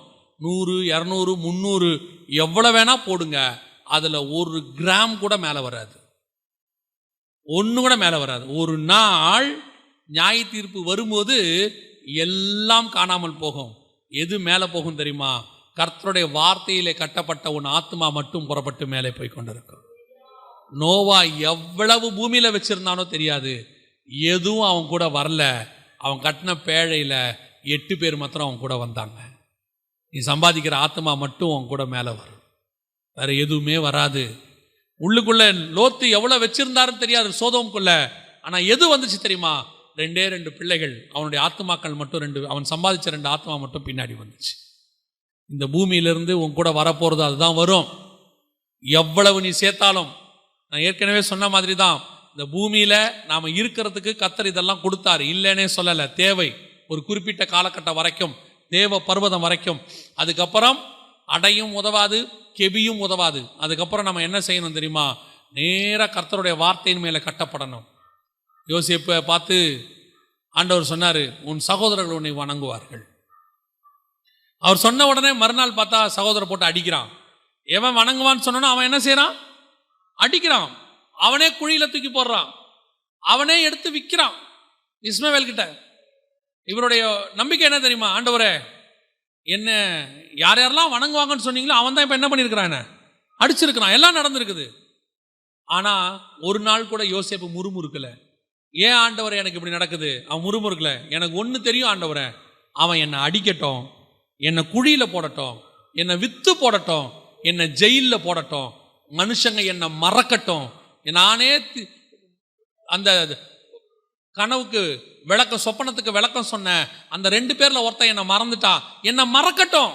நான் நல்லது செஞ்ச போர்த்திபார் வீடு என்னை கொண்டு போய் சிறைச்சாலையில வைக்கட்டும். ஆனா என் நம்பிக்கை போர்த்திபார் வீட்லையும் இல்ல, மனுஷன் மேலையும் இல்ல, என் சகோதரர்கள் மேலையும் இல்ல. என் நம்பிக்கை நீர் எனக்கு கொடுத்த வார்த்தையின் மேல இருக்குது. என்னை கொண்டு வந்து எல்லாரும் வணங்குவாங்கன்னு அது நிறைவேறுகிற வரைக்கும் நான் சாக மாட்டேன் ஆண்டவரே. இதுதான் கர்த்தர் உனக்கு கொடுக்கிற வார்த்தை. அந்த கர்த்தர் தான் உன்னை சொல்லியிருக்கிறாரு, நான் எங்கே இருக்கிறேனோ அங்கே உங்களை கொண்டு போய் வைத்துக் கொள்வேன் என்று கர்த்தர் சொல்லியிருக்கிறார். அல்லேலூயா. அந்த ஆண்டவர் உன்னை எண்ணி கண்டிப்பாய் அழைத்து கொண்டு போகும்படி வருவார். ஆனால் இந்த வார்த்தையில் தான் நீங்கள் கட்டப்படணும். எந்த வார்த்தையில கட்டப்படக்கூடாது? சிலருடைய வார்த்தை எது மேல கட்டப்பட்டிருக்கு? கெபி மேல கட்டப்பட்டிருக்கு. உனக்கு ஆண்டவர் நல்ல வீடு கொடுப்பார், அது மேல கட்டப்பட்டிருக்கு. அது ஒரு காலத்துல உன் ஸ்டாண்டர்ட், ஆவிக்குரிய ஸ்டாண்டர்ட். இப்போ அது மேல நீ கட்டப்படக்கூடாது. இயேசு கிறிஸ்துவுக்கும் ஒரு குறிப்பிட்ட காலத்துல 30 வயசு வரைக்கும் தாய் தேவைப்பட்டார், சகோதரர்கள் தேவைப்பட்டார்கள், வீடு தேவைப்பட்டது, எல்லாம் இருந்தாரு. ஆனால் ஒரு நாள் வந்தது, எல்லாவற்றையும் விட்டு அடுத்த ஆவிக்குரிய ஸ்டாண்டர்டுக்கு அவர் போனார். அடுத்த ஆவிக்குரிய ஸ்டாண்டர்ட் அவருக்கு தெரியும், இது அல்ல, இதை விட்டுட்டு நான் வந்தாதான் நான் பலத்தின் மேல் பலனடைந்து நான் எங்க போய் நிற்பேன்? சீயோனிலே போய் நிற்பேன், பிதாவின் வலது பார்சத்தில் போய் உட்காருவேன். அந்த இடம்தான் கர்த்தர் உங்களுக்கு எனக்கு வாக்கு பண்ணி இருக்கிறார். ஜெயம் கொள்ளுகிறவன் எவனோ அவனை என்னோடு கூட சிங்காசனத்தில் என்னோடு கூட உட்கார வைத்துக் கொள்வேன், வலது பக்கத்தில் உட்கார வச்சுக்கொள்வேன் ஆண்டவர் சொல்லியிருக்கிறாரு. இப்போ நீங்க எந்த ஸ்டாண்டர்ட்ல ஓடுறீங்கன்றதுதான் கேள்வி. முதலாவது மனுஷ ஸ்டாண்டர்ட்ல ஓடிட்டு இருக்கிறீங்களா, அல்லது நீங்கள் ஆசீர்வாதம் இதுக்கு பின்னாடி ஓடிட்டு இருக்கிறீங்களா, அல்லது எனக்கு ஒன்று நியமிக்கப்பட்டிருக்கிறது, அதை நான் வாஞ்சையாய் தொடருகிறேன். பாரமான யாவற்றையும் உதறி தள்ளிவிட்டு கர்த்தர் என்னை ராஜாக்களையும் ஆசாரியர்களையும் அபிஷேகம் பண்ணுகிறவனாய் மாற்றி இருக்கிறார். இதுவரைக்கும் உலக ஆசீர்வாதத்துக்கு பின்னாடி ஓடினது போதும். இனி கர்த்தர் உன்னை மேலான ஆசீர்வாதத்துக்கு கூப்பிடுறாரு, ஆத்தும ஆதாயத்துக்கு கூப்பிடுறாரு. உன்னை கொண்டு கர்த்தர் ஆத்துமாக்களை ஆதாயம் பண்ண போறாரு. உன்னை கொண்டு கர்த்தர் அநேகரை அபிஷேகம் பண்ண போகிறார். உன்னை கொண்டு கர்த்தர் பெரிய பெரிய காரியங்களை செய்ய போகிறார். அதை செய்யணும்னா நீ கெபியை விட்டு வெளியே ஓடினாதான் முடியும். நீ செட்டில் ஆகணும்னு முடிவு பண்ணா நடக்காது. நான் இங்கே ரெஸ்ட் எடுக்கிறேன்னா நடக்காது. எனக்கு போதும் கர்த்தாவேனா நடக்காது. நீ சரி ஆண்டவரை நான் ஓடுறேன். எது வரைக்கும் ஓடுறேன்? சீயோன் வரைக்கும் ஓடுறேன். நான் பரலோகத்துக்கு சுழல் காற்றில் ஏறி போகிற வரைக்கும் நான் ஓடுறேன். எந்த பலத்தில் ஓடுவேன்? இனி தடலில் சுடப்பட்ட அடை அல்ல, இனி மனுஷன் அல்ல, இனி என் பலன் கர்த்தருடைய வார்த்தையின் பேல. ஆண்டவர் சொல்லியிருக்கிறார், என்னை ராஜாக்களும் ஆசாரியரையும் அபிஷேகம் பண்றவனா மாறுவேன்னு சொல்லியிருக்கிறாரு. அந்த வார்த்தை என்னை அபிஷேகம் பண்ணுகிற வரைக்கும் என்னை காப்பாற்றும். 800 கிலோமீட்டர்ல, 8000 கிலோமீட்டர்ல, 80 வயசு அல்ல, கர்த்தர் எனக்கு என்ன நியமிச்சாரோ அதை செய்கிற வரைக்கும் நான் ஓடிக்கொண்டே இருப்பேன். அல்லேலூயா. இதுதான் உங்களையும் என்னையும் கொண்டு போய் பரலோகத்திலே சேர்க்கும். வெகு சீக்கிரத்தில் ஆண்டவர் நம்மை வரப்போகிறார். நாம் பலத்தின் மேல் பலன் அடைஞ்சுக்கிட்டே இருக்கணும். இன்னைக்கு பலன் குன்ற இடத்துக்கு வரக்கூடாது, போதும்னு ஜெபம் பண்ணக்கூடாது. ஆண்டவர்கிட்ட சொல்லணும், என் முடிவு பரியந்தம் நான் ஓடிக்கிட்டே இருக்கணும் ஆண்டவரே. நான் ஓடி முடிவு பரியந்தம் ஓடி உங்கள் பக்கத்தில் உட்காரணும். அது வரைக்கும் சூரிய செடியிலையும் உட்காரக்கூடாது, கெபிலையும் நான் உட்காரக்கூடாது. அல்லேலூயா. ஜெபம் பண்ணுவோமா? தேவ சமூகத்தில் நம்ம எல்லாம் ஜெபிக்கலாமா? எல்லாம் ஏந்திரிப்போம். தேவ சமூகத்தில் ஆண்டவர் நோக்கி பார்க்க போகிறோம். Thank you holy spirit. நன்றி ஆவியானவரே. நாம் பலத்தின் மேல் பலனடைந்து தான் சீயோனுக்குள்ளே போக முடியும். இருக்கிற பலத்தோட நாம் பூமியில தான் இருக்க முடியும். இருக்கிற பலத்தோட ஊழியம் பண்ண முடியும். இருக்கிற பலத்தோடு நாம் வேலைக்கு போக முடியும். இருக்கிற பலத்தோடு பூமியில எல்லாம் செய்ய முடியும். ஆனால் பலத்தின் மேல் பலனடைஞ்சாதான் சீயோனுக்கு போக முடியும். ஆண்டவர் சொன்னார் பவுலை பார்த்து, நீ இருக்கிற பலத்தோட போ. எதுக்கு? பூமியில ஊழியம் பண்றதுக்கு இருக்கிற பலத்தோட போ. அந்த பலத்தோட ஏன் பலனும் வரும். ரெண்டும் சேர்ந்து உன்னை இந்த பூமியில ஊழியம் பண்ண வைக்கும். ஆனா நீ பலத்தின் மேல் பலனட. இன்னும் பலன், இன்னும் பலன். கர்த்தருடைய வார்த்தையின் மேல கட்டப்பட்டு கொண்டே இருக்கணும். இன்னும் நீ பலப்பட்டுக்கிட்டே இருக்கணும். கர்த்தருடைய வார்த்தையில எவ்வளவுக்கு எவ்வளவு நீங்க பலப்படுறீங்களோ அவ்வளவுக்கு அவ்வளவு நீங்கள் பரலோகத்துக்கு ஆயத்தமாறீங்கன்னு அர்த்தம். தழலில் சுடப்பட்ட அடை அவனை சுழல் காற்றுக்கிட்ட கொண்டு போகல, கெபி கிட்ட தான் கொண்டு போச்சு. வேலைக்காரனுடைய பலன் சுழல் காற்றுக்கிட்ட கொண்டு போகல, சூரச் செடிக்கு கொண்டு போச்சு. ஆனா கர்த்தருடைய வார்த்தை அவனை சுழல் காற்றில் கொண்டு போய் பரலோகத்தில் ஏற்றிருச்சு. சோமனுவமா தேவ சமூகத்தில், ஆண்டவரே பலத்தின் மேல் பலன் அடையணும். ஆண்டவரே ஒப்பு கொடுங்க. ஆண்டவர்கிட்ட கேளுங்க, வாஞ்சையா உள்ளவங்க கேளுங்க. நான் பலத்தின் மேல் பலன் அடையணும். ஆண்டவரே நீங்க வரும்போது நான் சீயோனிலே தேவ சமூகத்தில் காணப்படணும். ஆண்டவரே இந்த ஆசீர்வாதங்களுக்கு பின்னால், தழலில் சுடப்பட்ட அடைக்கு பின்னால் நான் ஓடினது போதும். ஒரு நாள் இந்த பூமியில நான் வாழ்வதற்கு நீங்க தான் எனக்கு ஆசீர்வாதம் கொடுத்தீங்க. எங்கிட்ட இருக்கிற ஆசீர்வாதங்கள் எல்லாம் நீங்க கொடுத்ததுதான். அந்த நித்திய ஜீவனை சுதந்திரிக்க வந்த அந்த வாலிபன் நியாய பிரமாணத்தின்படி குற்றம் சாட்ட முடியாதவன். அவனுடைய சம்பாத்தியம் அத்தனையும் நியாய பிரமாணத்தின்படி குற்றம் இல்லாதது, கர்த்தர் கொடுத்ததுதான். அவனை பார்த்துதான் கர்த்தர் சொன்னாரு, இவைகளை விட்டுவிடு. நான் கொடுத்ததுதான்ப்பா அந்த ஆசீர்வாதம், இவைகளை விட்டுவிடு. ஏன்? நீ அடுத்த லெவல் நித்திய ஜீவனை சுதந்திரிக்கணும்னா இனி இந்த ஆசீர்வாதத்தின் மேல ஓட முடியாது. இனி என் வார்த்தையின் மேல ஓடணும். நீ வார்த்தையின் மேல நம்பிக்கையா ஓடுறவன் தான் முடிவு பரியந்தம் ஓடி முடிப்பான். நம்ம ஜெபிக்க போகிறோம். இதுவரைக்கும் உங்க பலன் யார் மேல இருந்ததுன்னு பாருங்க. மனுஷங்க மேலையா, உலக ஆசீர்வாதத்தின் மேலையா? இன்னிலிருந்து சொல்லுங்க, ஆண்டவரே என் பலன் உங்க மேல, ஆண்டவரே என் பலன் உங்க வார்த்தையின் மேல, ஆண்டவரே நீங்க சொன்னவைகள் மேலதான் என் பலன். எனக்கு நீங்க கொடுத்த பிரத்யேகமான வாக்கு தத்தத்தின் மேலதான் என் பலன். என் பலவீனத்தில் உங்களுடைய பலன் பூரணமாய் விளங்கட்டும் ஆண்டவரே. ஒப்பு கொடுப்போமா தேவ சமூகத்தில்? ஒப்பு கொடுத்து ஜெபம் பண்ணுங்க. எல்லாம் கண்களை மூடி, ஆண்டவரே என் பலவீனத்தில் உங்களுடைய பலன் நான் இன்னும் பலனாகட்டும், இன்னும் பலனாகட்டும், இன்னும் பலனாகட்டும், இன்னும் பலனாகட்டும். நாம் ஜெபிக்க போகிறோம். சர்வ வல்லமையுள்ள எங்கள் தகப்பனே, இந்த அருமையான வேலைக்காக உமக்கு ஸ்தோத்திரம். உம்முடைய வார்த்தைகள் எங்களுக்குள்ளே கடந்து வந்ததுக்காக உமக்கு நன்றி. நாங்கள் இன்னும் வார்த்தையிலே கட்டப்பட, இன்னும் பலப்பட, இன்னும் ஸ்திரப்பட, நாங்கள் கண்மலையின் மேல் கட்டப்பட்ட வீடாய் மாற, ஆண்டவரே நாங்கள் உண்மை சந்திக்கிற வரைக்கும் பலத்தின் மேல் பலன் அடைஞ்சுக்கிட்டே இருக்கணும்ப்பா. நாங்கள் பலவீன பற்றவே கூடாது தகப்பனே. நாங்கள் உட்கார்ந்துடவே கூடாது சூறை செடிக்கு கீழே, கெவிக்குள்ள நாங்கள் உட்கார்ந்துடவே கூடாது தகப்பனே. இன்னும் ஓடுறோம். எங்க வயசு அதுக்கு ஒரு தடை அல்ல, எங்களுடைய சரீரம் அதுக்கு ஒரு தடை அல்ல. என் ஆவிக்குரிய வாழ்க்கைக்கு எதுவும் தடை கிடையாது. நான் கர்த்தரோடு கூட ஓடிக்கொண்டே இருப்பேன். பலவீனத்தில் உங்களுடைய பலன் பூரணமாய் விளங்கட்டும். ஆசீர்வதிங்கப்பா. எங்கள் திருச்சபை அத்தனையும் சீயோனிலே காணப்பட கிருபை பாராட்டும். எங்கள் ஆண்டவர் இயேசுவின் நாமத்தில் பிதாவே.